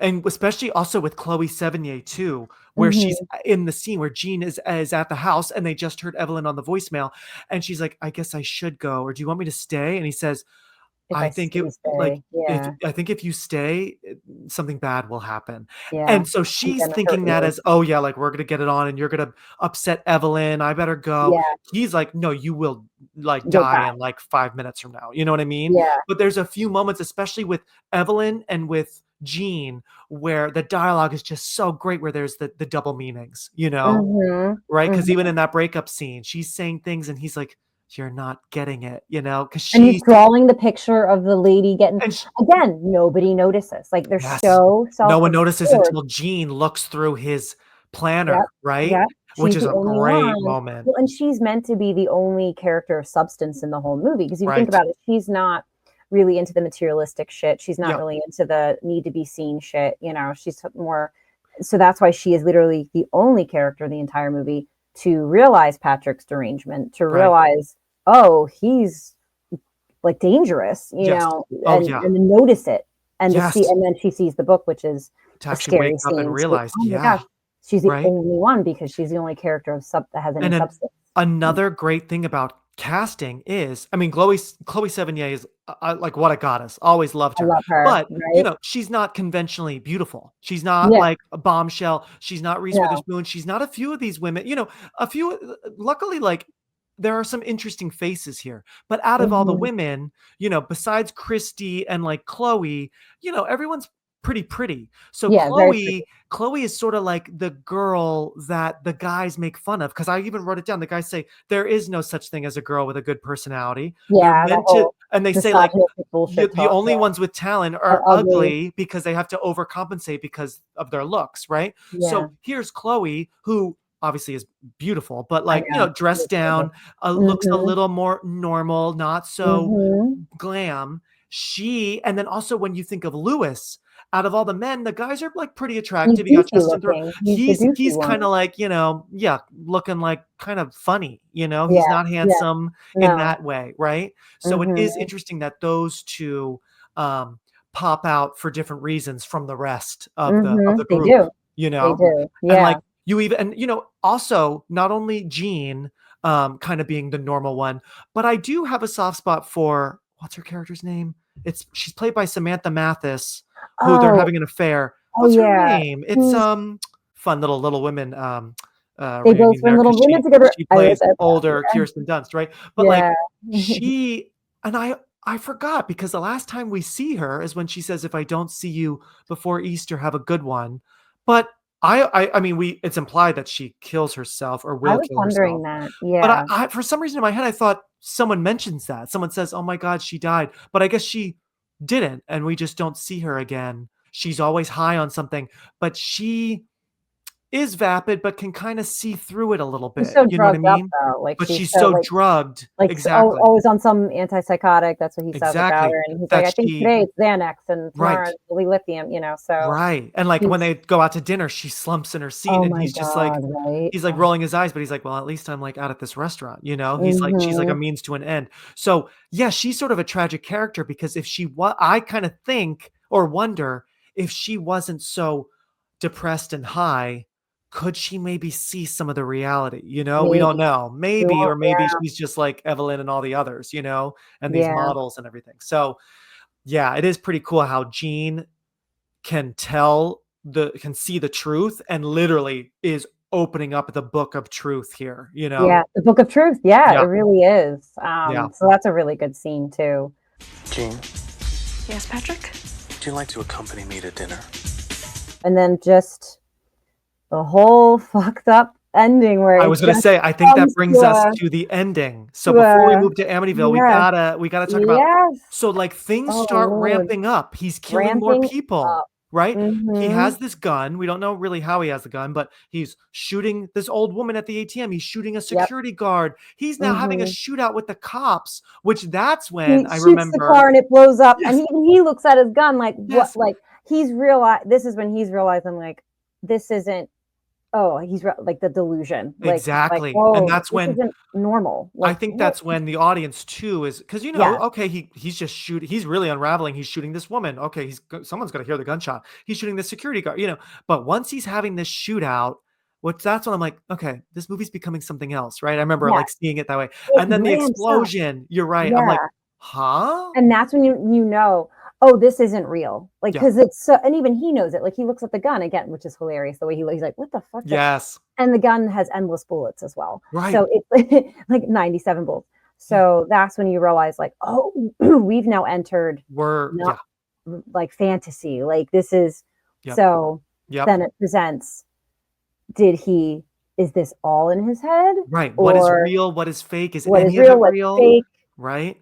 And And that leads to that great monologue where he's on the phone with his lawyer as like they're doing like a oh, yep, searchlight on him, yep, like in the yep. office, which also I remember like as a kid, I'm like, wait, what's going on? Like it took me a while, but I'm like, Yeah. this feels so unreal. And obviously it is, you know, so he's confessing, he's talking about all the things he's done. He can't even remember. I wrote down the line, I've killed 20 people, maybe 40. Maybe 40, I'm like, yeah. okay, quite a gap, right? Yeah, right. And I just had to kill a lot of people. So that scene where he confessed, it took 14 takes to do that scene, because she kept having him do it again and again because he would get more and more frantic each time. So she was like, I want more, keep going, like I want more. Cool. And you can hear little hints of his real accent come out a little bit because he's so, but I mean, whatever. It's so hard to cover that up. Yeah. When Which fun like, fact of his accent, at the end when they finished wrapping up and he was like talking to the crew and he was with his accent, they all were like, oh, are you practicing for your next? They thought he was American. They're like, oh, you're practicing an accent for another movie? Like, right, because like, I guess he was, I'm from Wales. Like, no, oh my God, that's so funny. They didn't know probably ahead of time. stayed in character the entire time, including the accent, which is you want for practice anyway. Yeah. So I thought that was a cute little fun fact. But yeah. So cute. Yeah. So, and then it jumps to he's at the restaurant the next day with his boys. Right. And he's like kind of disheveled, pushing his hair back, like, okay. And then he runs into that lawyer, Carnes or whatever. Oh, you know what? I think before that, that's what it was. I think before that, in between, he goes to the apartment. He goes to Paul Allen's apartment, which is so clean and empty and new looking. Mm-hmm. And that is it's still kind of confusing to me where I'm like, wow, wait. So all those bodies were not there. Theories. Right? This is where I was deep. So theories. Yeah, what do you think? Tell me.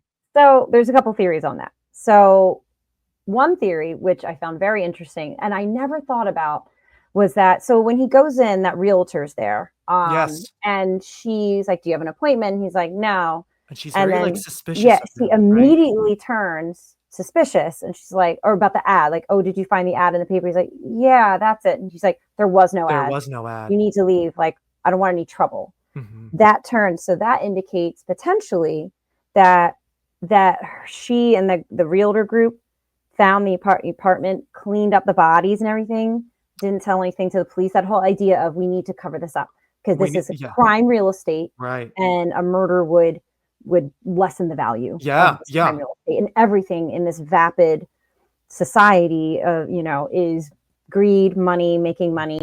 Who gives a shit about human life? Who gives a shit about any, so that they cleaned everything up, blah blah blah, and we painted it and they're selling it. And then, I love that theory because that's what I first thought when I first saw this movie. I was like, Did she? Because it's also so like that scene is so like Lynchian. It's so David Lynch. Like Yes. it's quiet and he's confused and she's backing up and it's like, wait, what's going on? So Yeah. okay, yeah, that's one. Back So then, and I was like, theory "That's one a is good like one." Theory none of that happened. The place did not look like how it did when Christy was running through it with all this blood everywhere. So that's one. Two is that actually it was like that. Everything happened. They Realtor cleaned it up. hired cleaning people, got him, dumped him in the river or whatever, right? His imagination playing tricks on him. The apartment was always empty. There were never any murders. Maybe Paul Allen didn't even live there. Right. So that's, but it's very interesting. Well, because we then find out a little bit later with the boys, his lawyer says, I just had dinner with Paul Allen twice in London 10 days ago. Yep. So it's like, oh, so yeah, like. Yep. Theories on that. Oh, tell me. What do you Theories think? on that. So the whole idea of mistaken identity being a big theme in the movie and the book. So one theory kind of going with mistaken identity, which the lawyer calls him Davis. And he's like, why would you pick Bateman? He's so spineless. And Bateman's like, but I'm, he's calling him Davis. So the lawyer, one theory is he never had lunch with Paul Allen. He thought it was Paul Allen. It was someone else. Mistaken identity, right? Yep. Totally. Other theory being, that Patrick Bateman never killed Paul Allen. He mistaked Paul Allen for someone else. He killed a different employee. That's a theory I wasn't thinking of. Yeah, he thought that was Paul Allen. He thought it was, and it wasn't. Right. And then the other theory is that, again, it's all in his head. It's all fake. It was not, never killed him. The murders aren't real. Right. That's true. There's those theories on that. So kind of looking at, right? This is what I was doing Saturday for like 2 hours. I was like, theories.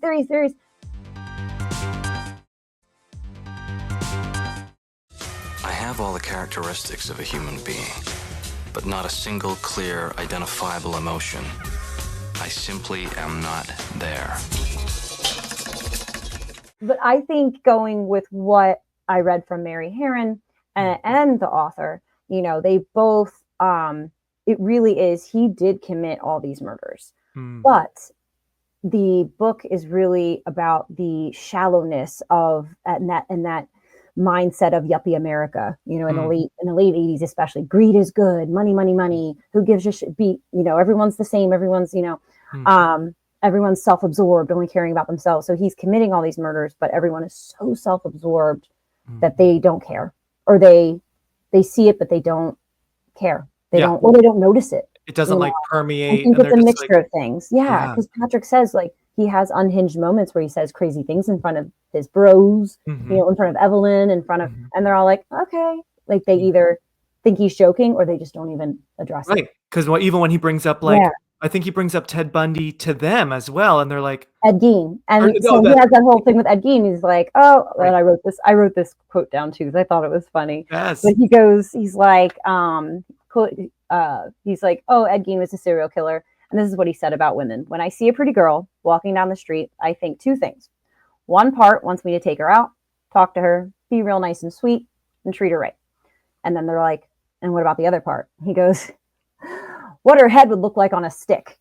And only he laughed. And they're like, okay, but they do nothing. They say nothing, and they move on. And they move on, and they're like talking about like, what are we doing for dinner? What are we doing for dinner? What's our reservation? So I think the murders did happen. I do think he killed all these people. But again, it's that commentary on just the shallowness of that society at the time, and just a satire about how shallow and everything, and self-absorbed and obsessed with money and greed, and nobody cares. Yeah. So he's doing all this and nobody gives a shit. So then you think he did kill all these people? Did he kill Paul Allen, or did he confuse him? What do you think with those details? I think he killed Paul Allen, and I think the lawyer thought he had lunch with Paul Allen, and it wasn't Paul Allen. Yeah. Because again, it's this whole concept of mistaken identity. Everyone's a fucking cookie cutter of each other. No one actually cares about each other, and everyone looks so much alike. Everyone looks similar, but they don't. Like as viewers, we see the difference. Like this is clearly not Paul Allen. That's clearly Patrick Bateman. But we're not, but they're just suits, they're just so self-absorbed and so self-obsessed that they just. That's interesting. Yeah, so that's kind of my take. Yeah, I love it because it can go. Maybe that's why it still is sort of confusing me, because it can go a few different. It's like choose your own Yes. adventure, you know? It's a little ambiguous. It's still debated. Yeah. But I think Mary Harron did say that she felt that was the one thing she had kind of failed in the film, is that Oh. the ending was so extreme that it really pushed it a little too far, in her opinion, to indicate that it was all in his head and it was psychosis. And she was like, that's not really what we wanted it to be, more ambiguous. And the author said the same thing, like it really is that he did kill these people, but it's a commentary on, again, the society at the time. So yeah, so that was where, and I agree. And she's like, yeah, that's kind of where I felt I failed, is that I pushed it too far at the end with the psychosis, and it's all in his head and it's all a dream, you know. The only thing is, if he killed a lot of these people, like who cleaned up like Christie's body, like, you know what I mean? Well, like that's the thing. So maybe that's the realtor, or again, like if maybe that was money involved. Police. Yeah. Or yeah, you're right. To be mean, but like those sex workers that we always, I listen to a lot of true crime podcasts, and they're always, they call them like they're less dead because they're less important. They're, unfortunately. So exactly. It goes with how actual society is even nowadays. But back in the 80s, forget about it. They were less important. They were drug addicts, sex workers, whatever. Like, they're less dead. You're right. So many serial killers went after them. Yeah, like Lisk, Long Island serial killer. God, I mean, yeah. So that's true. Because then also going back to the chase, it is so crazy to me that not one person like opens their door, but again, it goes with the me decade. So it's like, get away. I'm not. Everyone's disconnected. Nobody cares. Yeah. So Jeez. That's kind of my take. People that watch and or listen to this, I'd be interested in your. I know, right? Because everyone can comment. I'm really curious to see if people are like, no, I think this, or I agree. Yeah. It's a great movie to discuss for sure. That's why I'm so happy you're here. And I'm going to quote the last line, because I do feel like the last few seconds are a little frustrating, but I guess that's part of the fun.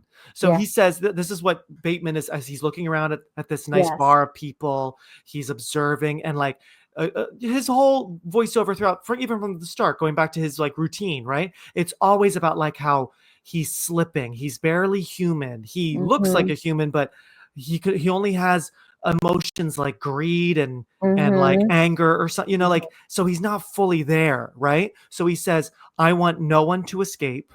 There is no catharsis. I gain no deeper knowledge of myself. And the last line of the movie, this confession has meant nothing.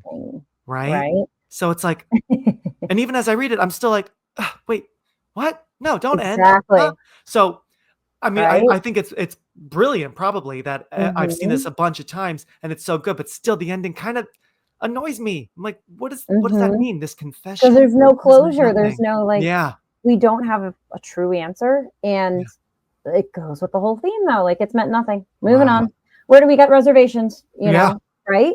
So it could be he did murder people, but then when the movie starts, that's when it's fantasy. So it could be that, like, he talks about many murders prior to the movie. You're so right. So once he like pulls his skin off, it's kind of like, are we really kind of losing it like now? Yeah, like, now it's kind of that deterioration, because he's definitely got some mental illnesses going on, and either he got away with it or he is crazy, and what is he going to do? He's just going to continue being crazy. So okay, right? It's like no matter what life is going on, I guess he's lucky or unlucky depending on how you view it, but he's not going to do anything other than what he does, Maybe he'll eventually get those reservations at Dorsia, though. I mean, wouldn't that be so funny? Oh my God, Katie, there should be someone, okay, copyright. If you do this, you have to give me credit. There needs to be a video of like an American Psycho sequel, which there was. There was with Mila Kunis. Yeah, with like the sickle. I've never seen it. Right? Oh, I did. Yeah. I watched it. I didn't rewatch it, but I watched it when it like first came out. And I'm like, this is like really bad. Is it really bad? Yeah, you could tell. Great. I remember that was at the video store at Blockbuster at Hollywood Video, and it's on Prime, I think. Yeah, it's and Paramount Plus. Yeah, I saw it right next to. I'm like, oh Mila, oh God. I mean, maybe some night with a good stiff drink, maybe I'll put it on. A very strong edible. But no, what was that? Oh no, someone needs to make a video of like a sequel spoof of American Psycho, where once he finally gets his Dorsia reservation, then he like snaps out of it and he's like, oh, and becomes a normal guy, moves to the suburbs, never kills ever again, and he finally got what he needed. And Like he's BTK. He just goes underground and for 30 years, and then he's not killing you know what? Because he anyone, realizes the food probably sucks. Yeah, it's and not he's like, great. oh, and then he just totally changes and he becomes a normal, nice guy. Right? I gotta make that video. TikTok. Dorcia is the key. Right? Dorcia. Oh my God. So funny. And it's so funny. Speaking of food, one last thing I'll say is speaking of the restaurants in the city, I remember when I moved to New York, this was not in 87, of course. This was in 2006, I think. Yeah, 2006. I remember my parents bought me the same book that he has there was like a restaurant book called Zagat, I think it was called, where it had all the restaurants in town. This was before Google. So it's so funny seeing him holding that book and being like, oh my God, like my parents bought that book for me, as if I like could go to these restaurants. I know, could have any money or even get reservations. It was basically like the phone book, for restaurants, basically, and like ratings and like some like key dishes they served. So silly. What a different time. I love it. Oh What a my different God. time, right? So funny. What do you do? I'm into, murders and executions mostly. So it estimated Christian Bale spent 40% of the movie shirtless, in his underwear, or naked. Wow. That's a lot of the movie. It's funny. That's a lot, but it doesn't feel like that I much. know, right? Wow. I know. Well, we thank you very much. The naked scenes are so memorable. So like we forget he is clothed a lot in those like suits and stuff. Right. Yeah. But yeah. So that definitely, I thought that was that's my kind of fun fact. Yes. Love it. Yeah. And that Christian Bale actually did follow that morning routine, everything that Patrick, the skin routine, the hair, the workout, like he did that workout. Yeah. He says he can do 1,000 crunches. And then, speaking of crunches, God, that was disturbing. That quick scene where Texas Chainsaw Massacre, the ending of Texas Chainsaw on the TV, and he's like violently working out. Like it's so disturbing. To go to my gym and work out like that. Oh my God. I don't think I've ever been able to do crunches that fast, but whoa, like how that's just a wild moment to me. But yes, absolutely. Agreed. That was a good one. Yeah, he follows that character's routine for sure. Kind of foretold what was gonna, like, foreshadowing with the chainsaw. So yes, absolutely. I don't know if it's gonna happen soon. Mm-hmm. And that when they were filming that first shower scene with Patrick Bateman, all the women on the set gathered to watch him wash himself. And I just put LOL after that. I typed that. Like, that's amazing, because I would. I mean, come on. They're only human. And also his naked body, I'm just like, the soap suds are perfectly placed on this body. I'm like, right? It's so funny. Yeah. And then also, not only did they have a woman direct it, but Mary Harron was also pregnant.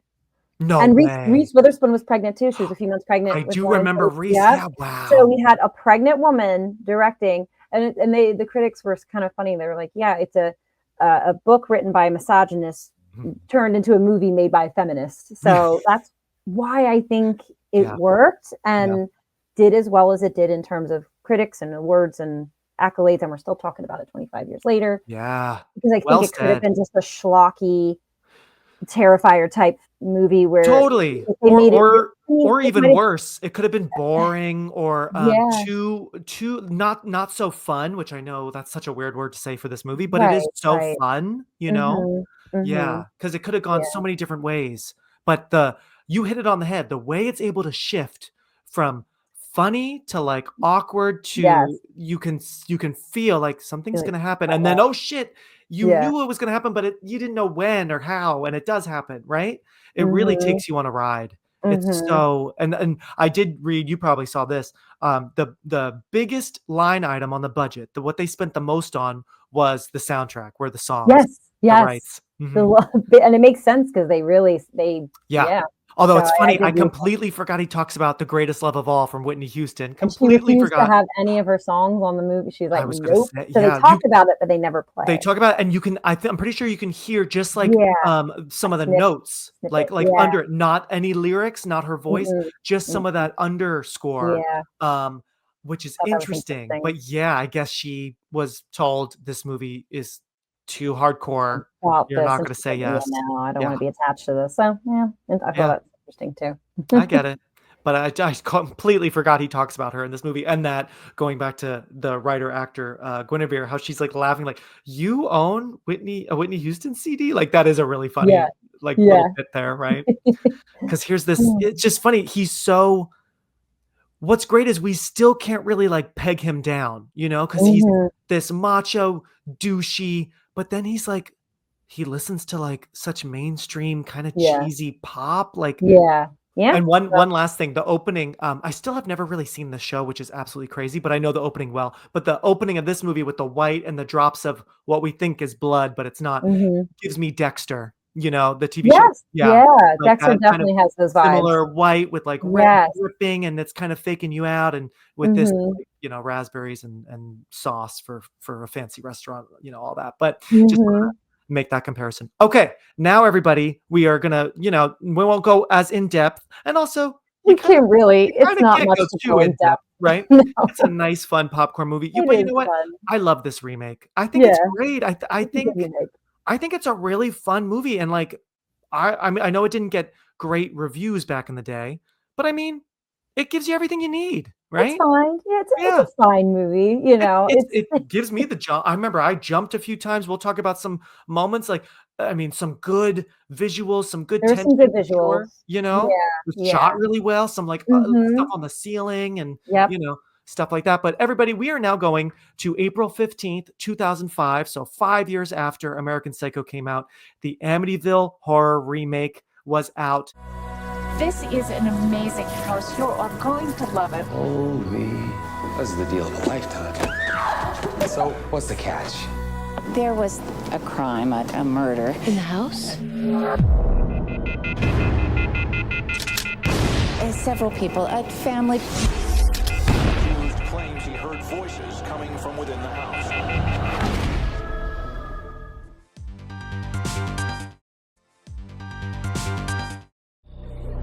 Who are you talking to? The girl who lives in my closet. And what's her name? Jody. I'm pretty sure, did you say you also not only rewatched this a couple days ago, you rewatched the original? I watched them back to back because I was just interested. I had time. I still have never seen the original. I've seen clips. I know, isn't that wild? I know it's a classic. It had come out in 1980. It came out in 1979. When we could have maybe done an anniversary for both. But you're right. Yeah. Well, it's also funny because the original came out a year before The Shining, but The Shining is the way more famous and beloved movie about a man trying to kill his family, right? Like, it's funny. It's very, very much the same story, just different settings, different details.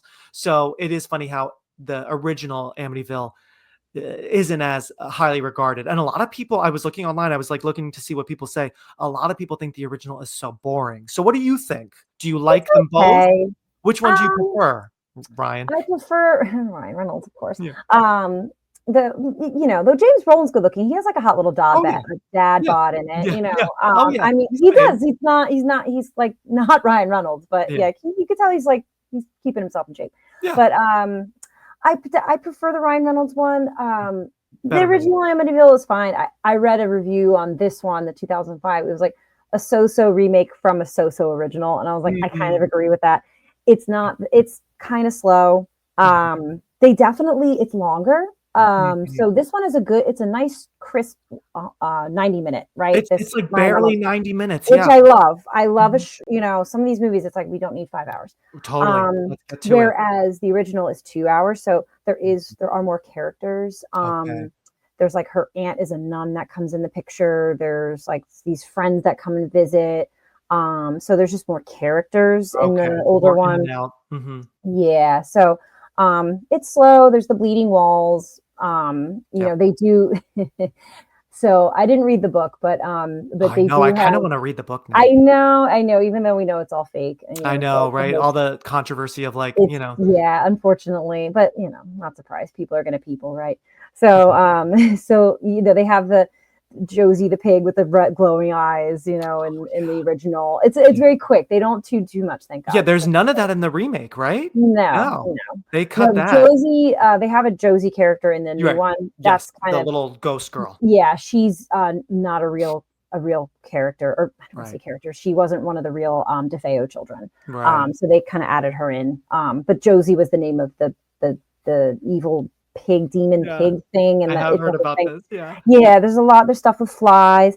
It's okay. I mean, I enjoy a nice 70s 80s atmospheric, atmospheric haunted and house Margot movie. Kidder, our Black I Christmas love queen. Margot. So that's Love my fun to have her Margot. do more horror. And it's funny because Yeah. Black Christmas is probably the better movie than Oh, Amityville, but absolutely. Amityville at the time was the more popular hit. More well received, I think. Where Black Christmas is way better. Oh, right. And So like good. Margot Kidder, she's so good in that, as you know. Like Mhm. that's my little blurb. So like, Uh-huh. she's my spirit animal. Her character. She's more fun in that movie. This movie, she's more serious for sure. Mhm. Yeah, it's okay. I would recommend watching it. Now the sequels get real fucking crazy because Oh they my have God. like And the there's so second and many of third. them. I can't even keep So track. There's the wait, one wait. that the Alamo Drafthouse Theater would show a clip from Yeah. where it was like their whole like bit on like don't talk, don't text, or like you'll turn into this. But it's like a kid I think gets really big, gets like almost like Mhm. Honey, I Blew Up the Kid in like Amityville Okay. 3 maybe, or one of them. So Amityville 2, there's two, and it came out in like 82, and then Amityville 3D. 3D. Everything was fucking 3D in the 80s. Like they had that time of 5 years where like Jaws 3D, Amityville 3D. Oh, I like, remember Jaws 3D. Well, yeah. ridiculous. Yep. So the sequels were really crazy, and then they had one. I don't know if you looked on Amazon. There's called Amityville Vibrator. What? Is it an actual It's a Amityville comedy. movie? It's a horror comedy. I started cracking up. What? Look on IMDb. It's on there. It came out recently, and I was like, "What? Should I watch it?" Oh my God, you're right, from 2020? 2020. To a perfect house? Into a perfect family. It's a town, as we all know. Yes, and something- our friend Cece and I went years ago. We Mhm. went out to Long Island. We went to the house, and they changed. They changed it. They Yeah, it's changed all part of the different. house, but if you go, from what I remember, if you go on the other side of it, it's right on the water, like the movie. Mhm. If you go on the other side of it and like really look, or like bring binoculars, you can see. I believe. I hope I'm not making this up. I'm pretty sure you can see the eye windows on that side. But the side that's easiest They took to out the eye drive windows by, completely, that yeah. they changed Well, they that. did that on purpose because people are just, people are gonna people. Like people were coming up on the lawn. People were doing like picnics on the lawn. Yeah, like, yeah. like sorry, we can't have nice things. Right. So the owners now are like, we're just changing it up completely, which I completely understand. Yeah, it makes total sense for sure. And also hopefully like change up the house a bit to maybe like get rid of some spirits, maybe. I don't know. Yeah, I mean, I know. if 'Cause at they the end are of the real, day, right. There's probably some bad energy, but the last few occupants have said they haven't seen anything or felt anything or heard anything supernatural or anything. There's been several owners since the Lutzes. Right. So, Yep. Yeah, I but feel like yeah. I read it was for sale a few years ago. I think the current owner has only been in there for a little bit, you know. And the house Yeah. did change it up, and but And I did read, and you maybe saw this too, that the address, I don't know if it's the same address in the original movie, but the address in this remake, they changed it by a number just so that it doesn't reignite interest in going. Because that's something you and I would do. We'd be like, "Ooh, 112. Okay, let's go. 112 Ocean Avenue." Ocean Avenue. Right? Yeah. There's 112. Makes me think of that in the song. movie, it's That like, song. There's a place on on Ocean Avenue. I want to sit and talk to you. Yeah. Oh yeah. They're You singing got it. about Anytime I see Ocean Avenue, I'm like, here we go. Yep. So did you know like the creepy stuff that was happening on this movie set for the remake? Yes, Did you hear I that? heard. Yeah. So the show I used to work on, everybody, years ago, this episode aired right before I joined the show, but Celebrity Ghost Stories had Melissa George, who I love. I kind of forgot I love her. She's so beautiful. And she's a good actress. I feel like she kind of like, but we had her on, and she was talking about all the weird, creepy things that were happening. Now, they didn't shoot this, of course, at the house. They didn't even shoot it in New York. No. They shot the movie, I believe, in Wisconsin, I think. Yeah. Randomly, right near where the real George Lutz, I believe, was from. He was from that part of Wisconsin. So random, right? But she noticed, and you probably saw this too, she like noticed weird things, got really weird vibes every now and then. This house that they were in, that they built the facade onto it with the eye windows. That's obviously not the house. So like, they added to it. But once they added to it, she said weird things were happening, which I love this stuff because like The Exorcist, weird things were happening. Poltergeist, some of these are cursed movies, right? So luckily, from what I remember, I started watching a little bit of the episode's free on YouTube, everybody, if anyone wants to watch Melissa George, Celebrity Ghost Stories. She's in the same episode as Beverly D'Angelo and Sally Struthers, just letting you know. I love that. The So whole trio. Yeah. The real Kathy Lutz died like as soon as they started filming. And that was kind of weird. Like died suddenly. Well, and George died in 2006. So I wonder if Kathy, because they were filming 04, 05 maybe. Yeah, so 'Cause they Kathy died soon after. Yeah. Yeah. 'cause Right? George Yeah, or died in soon before. Right. Before, Yeah. George died soon after. Soon after the movie was out. Yeah. So she died as they started really getting going with filming, which was weird. Like sudden. I think Melissa George says in the episode, like she was only like 57. So she was very young to die out of the blue. So that was spooky. Right. And then every now and then the set would get very cold, much like what really happens, like in the middle of the night, at 3:15 a.m. And she said a lot of crew members, it's in the crew notes because you have to do the daily notes. People would feel like they were, I just banged into my microphone. They would feel like they were being pushed by something, and she would see shadows, and she said it would get really, really freaky in that house. So that's just really interesting. I mean, I'll admit, hopefully I don't get sued. I mean, some of those celebrity ghost stories weren't totally real.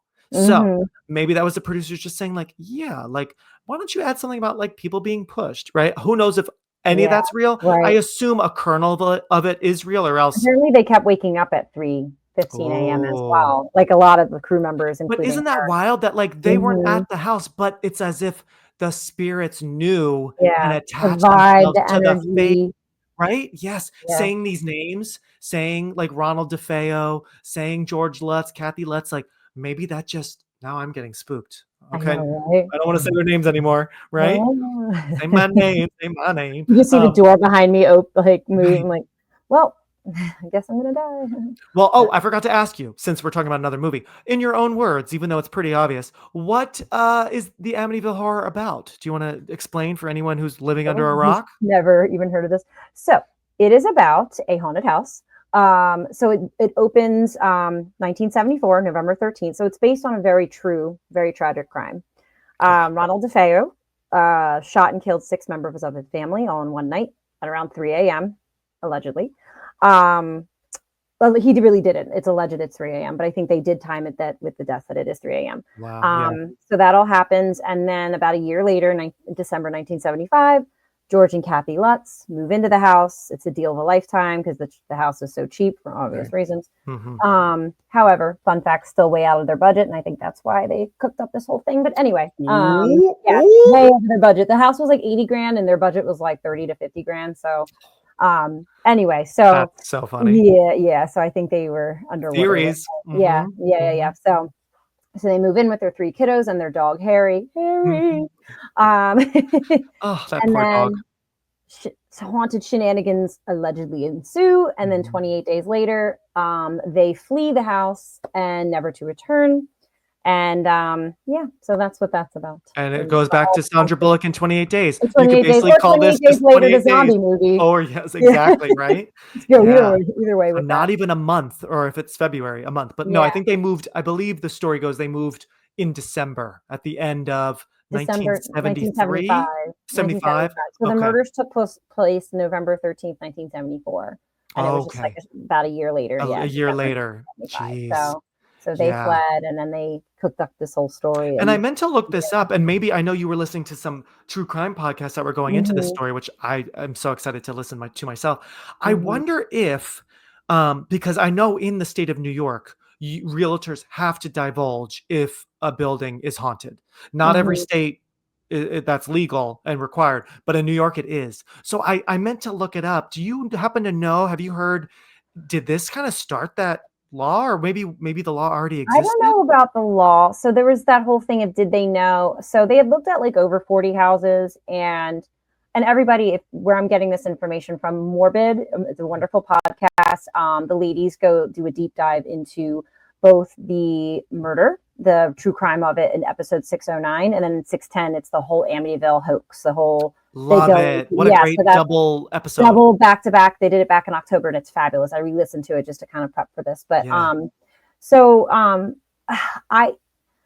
think they did. The theory is they did know. Here's the thing.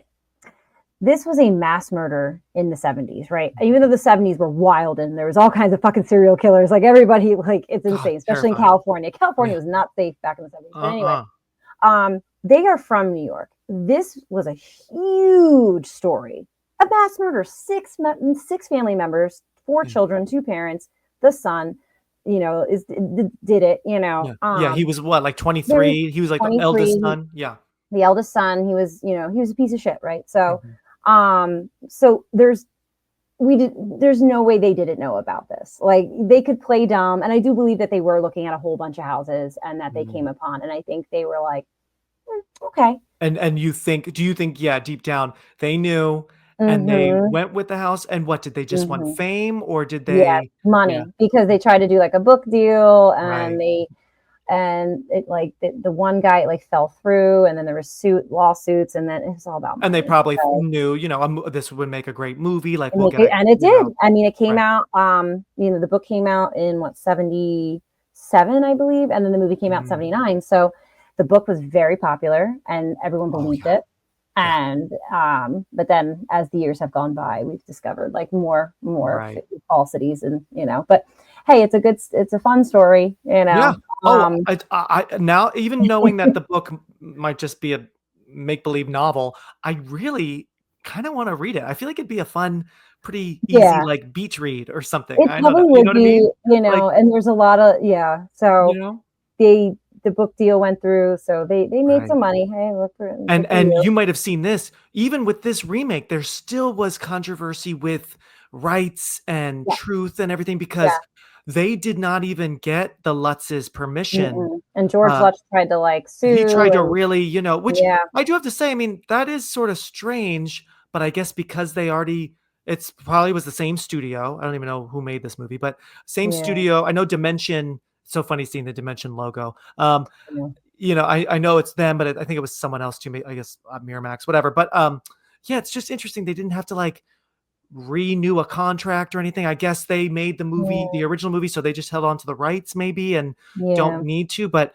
and I read that even when he died in 2006, the dispute never was resolved. So it just sort of got dissolved once he died, which is kind of shady movie studio, but kind of shady, right? They're just let the ghosts get him, and off he goes. And anyway, moving on, right? So I thought that was some fun sort of legal trivia that is surrounding this movie, this remake, right?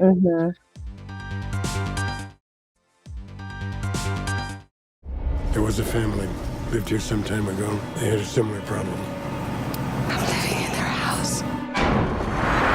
We need to get out of here. Just pack up and go. Everything we have is in this house. It's okay, Mommy. Jody won't hurt you.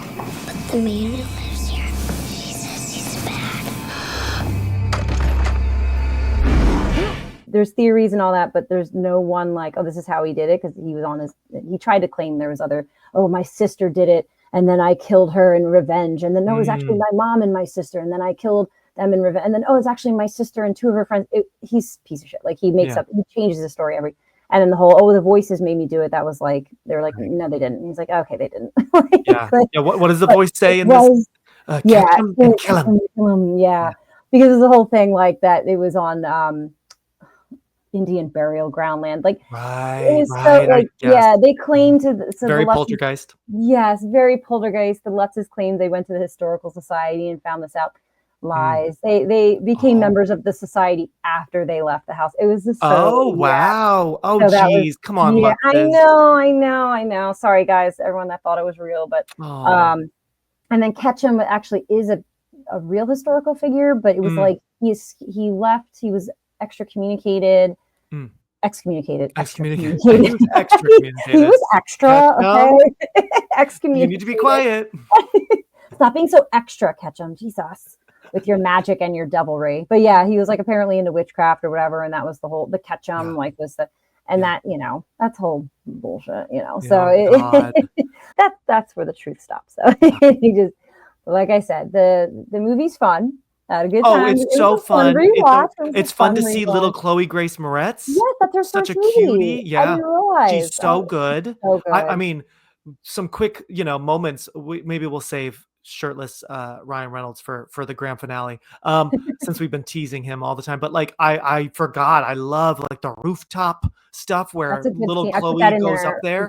The way they filmed it, that was good, because I don't like heights, so I definitely was ooh, and then climbing up, and Well, this was also kind of at the height of the horror remakes because The Ring, Texas Chainsaw, we had some really great remakes. This came in, then they started to kind of fizzle a few years later with like Nightmare on Elm Street, but like Michael Bay, I'm pretty sure produced this one, much like Texas Chainsaw and Friday the 13th. So this was like the height of that time where we were getting the slick, kind of sexified, really cool looking remakes, that were very visual, right?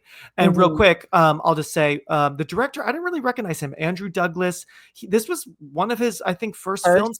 He was British and seemed to do a lot of music videos, which is typical for a documentary, right, for horror filmmakers.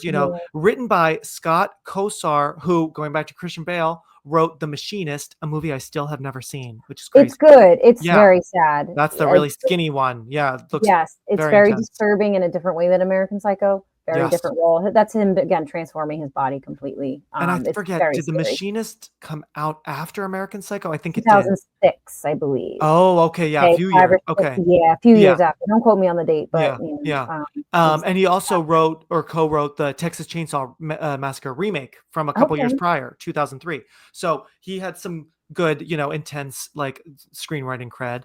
And then of course here's Ryan Reynolds, who I believe 2005 was like a big year for him because he had Just Friends that year, which I love. What a good comedy. Just Friends. But in 2004, that's really when we started to see how Van Wilder was getting real ripped, because 2004 was Blade Trinity, which again, I'm obsessed with Blade. Yes. And guess who left school early? That's right. Comes and left school early to go see this girl. Yeah. It was terrible. I know. I remember. I'll never forget. I love that story of you telling your teacher, you're like, I'm disappointed, but he was the shining star, right? He's a star. Like he's shirtless in that, like, jail cell they have him in or whatever. That he's like kidnapped, and that's. I remember, like, I was like, oh shit, who's like.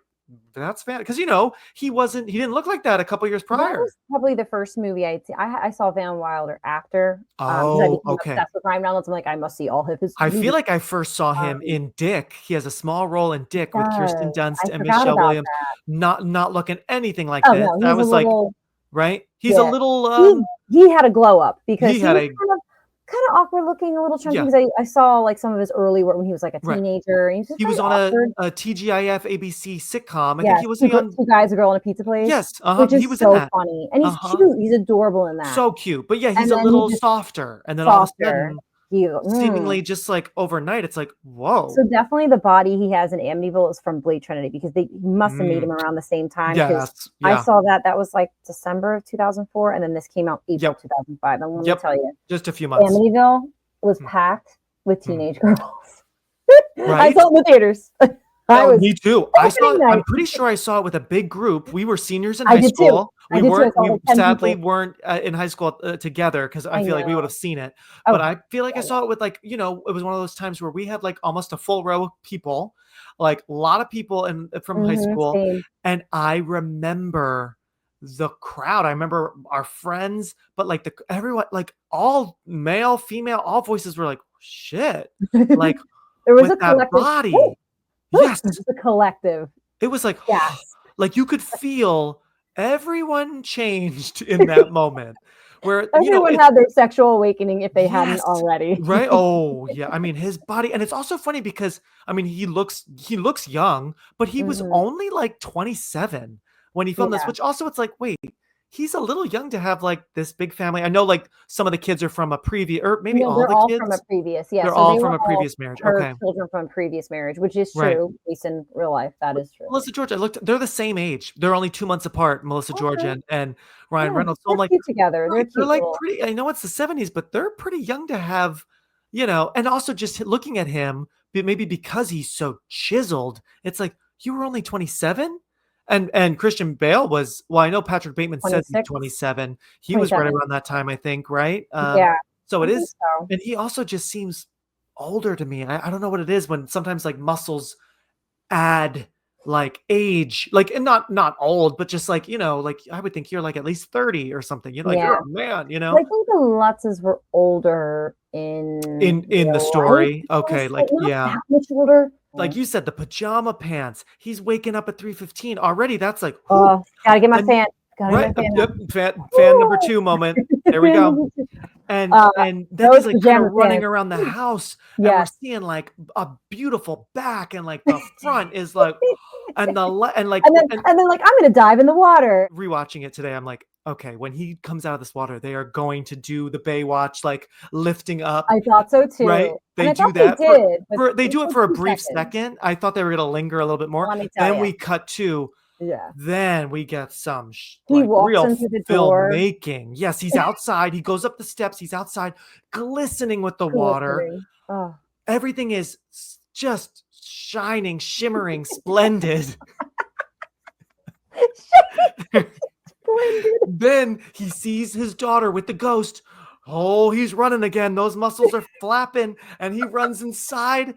And now this was the real moment where now we just heard like, oh. Well, like people were just moaning in the theater. They were like, oh, and he's just huffing and puffing, and everything's glistening. The water is not drying. And those pants are hanging on for dear life. They are hanging on by his pubes, like they're that low. I put in there the wardrobe department deserved an Oscar for that.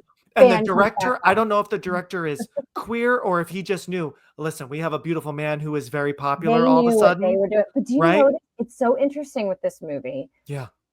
He is showcased. Not usually the women are like gratuitous nudity, and there's they have the little sex scene. She's on top. It's really more him. It's which I kind of love because usually it's like all titties and twats. Oh yeah, especially a movie like this, right? Yeah, but this one they're like, no, ladies, we know what we're doing. He's got the titties. Here you go. You're welcome. Served on the silver platter to us. Thank you. Yeah, because we don't see much of him, but we have the sex scene, which it's a little saucy, right? Yeah. And then of course the whole middle of the night. Shirtless, wet, scene. This whole iconic moment. Then he's in the bathtub. That bath scene won a Teen Choice Award for Choice Movie Scary Scene. I'm like, is that why it won? It was that scary? I don't think so, teen girls. Yeah, meanwhile, I made a note. I'm like, meanwhile, in my notes, I'm like, okay, like as the ghost is like trying to drown him and grabbing him, I'm like, me in 2005 trying to grab Ryan Reynolds. This is me. This is all of us in the theater being like, no, let me do it. Let me do it. Right? Let me have a turn. And I think that's it. Because then once he starts really getting crazy, which I do kind of like how they make his eyes more bloodshot and dark. It was right? interesting. Yeah, he wore contacts. And it was kind of a cool, like his deterioration. So it's interesting. Both Patrick Bateman and George Left deteriorating throughout the movie. Oh, yes. But like my thing was like, didn't no one notice his eyes? I'd be like, babe, I know.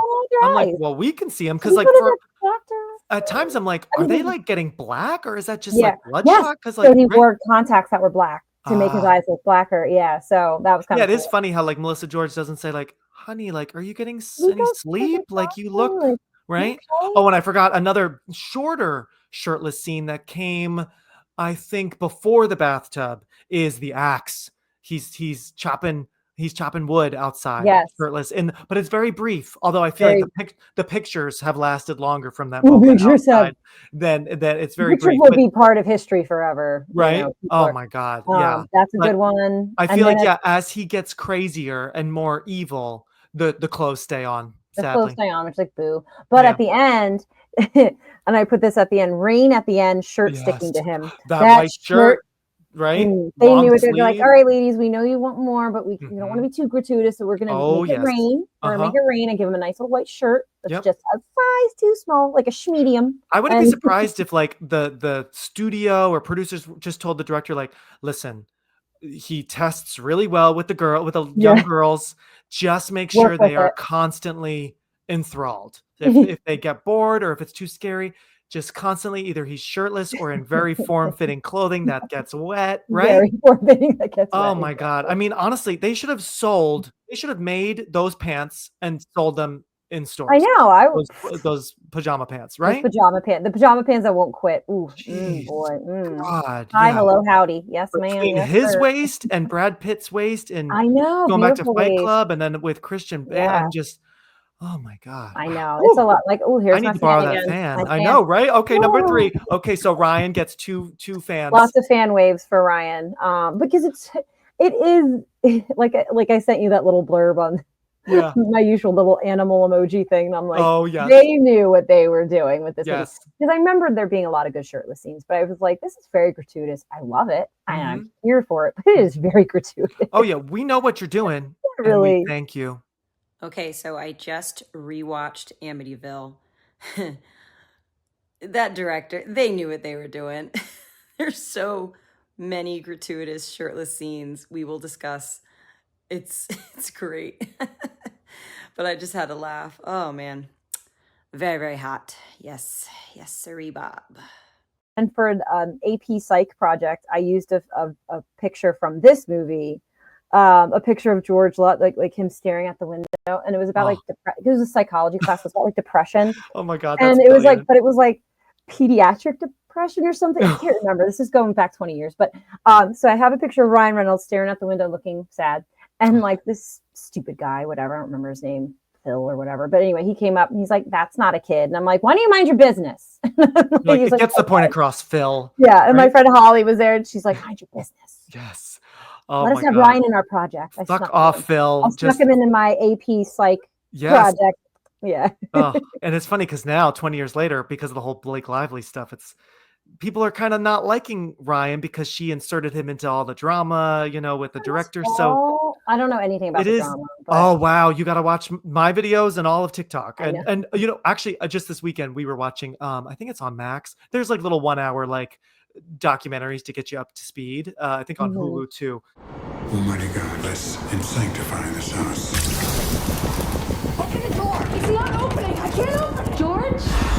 The babysitter scene is really fun. That's such a that's a good. I put in there. So I random. It's so kind of schlocky. It's schlocky. Rachel Nichols played. Yes, what a babe. You remind me of her. I think she's such a hottie. Oh yeah. Oh, I feel like you two could be like sisters. Yeah, it's like the hair, the eyes, like the same. I don't look good in a belly shirt though, like that. Though. I mean, wish I had her bod. Jeez. But maybe one day if I get the camera did stay on her. They're like, okay, so Melissa George, you're cute. Yeah, but that was a funny scene with the son. They're like, you still don't want a babysitter, and he's like, that's fine. And she's so abrasive. She's smoking in their house. She's having way too much fun telling them the story, So she kind of gets what she deserves. Like little Jody, although, oh my god, I still cringe.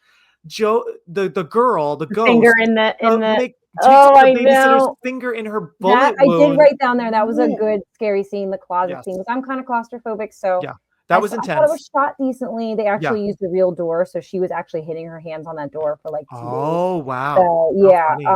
So so I thought that was with the finger, and I'm like, oh, that's a good creepy. Decent visuals. Turn your brain off and just see good some acting. Spookies, he's really good in it. Ryan Reynolds, I think, does a really good job because he's not typically serious like that. Like he's always a funny guy. You're right. This is definitely one of his more serious roles. And I thought he does a really good. And he does really well, getting really angry and being mean to the kids. He says to his wife how'd you get so fucking stupid or something he is really good at switching. Oh my god. And when he going back to the axe and the wood cutting, he starts to make his stepson, the older one that likes him the least, holding the wood. Oh, that's okay. Funny story. My dad did that to my brother when we were kids. Not with an axe, but with a mallet. And Gavin had to George hold Lutz style. I know. I'm like, do we have a ghoul in our old house? But literally, Gavin was just telling me about this before I knew I was doing this episode. Oh my god, a month or two ago, and he's like, yeah, Dad made me hold the whatever the metal thing, and Dad would put and then he went ah! And then Dad would be like, why'd you move? Oh my god, I am so freaked out by your dad right now. So I'm watching the scene, I'm like, wait, Gavin just told me a story very similar, but not an axe. It was you need to find that clip online and just send that to your dad and brother and be like, are you really doing this? And my dad would be like, I'll remember that. This was done in malice with this scene, but I think my dad was just like, I need you to hold this because I need help. He wasn't thinking child labor and danger. I truly, everyone out there, my dad is a great person. You should still tease him though with this clip and be like, I will, 100%. Not when they can figure out how to work the YouTube. Oh God, you're right. Never mind. There's something evil in my house. And originally, James Vanderbeek was going to be George Lutz. Did you see he turned down, which would have been interesting? Yeah. Now that you say that, I feel like I did know that, but wait a minute.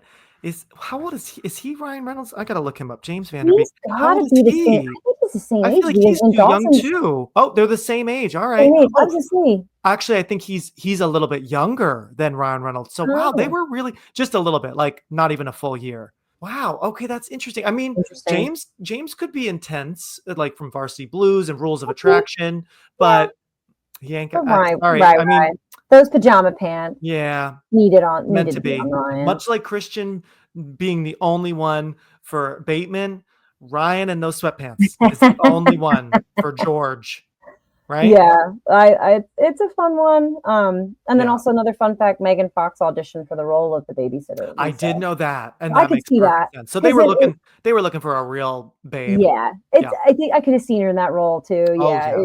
she can do it. Yeah, Yeah. Ryan Reynolds and But that body, I mean, fan coming out one more time. oh, one more. Wow. So we have 3 versus 1 fan action.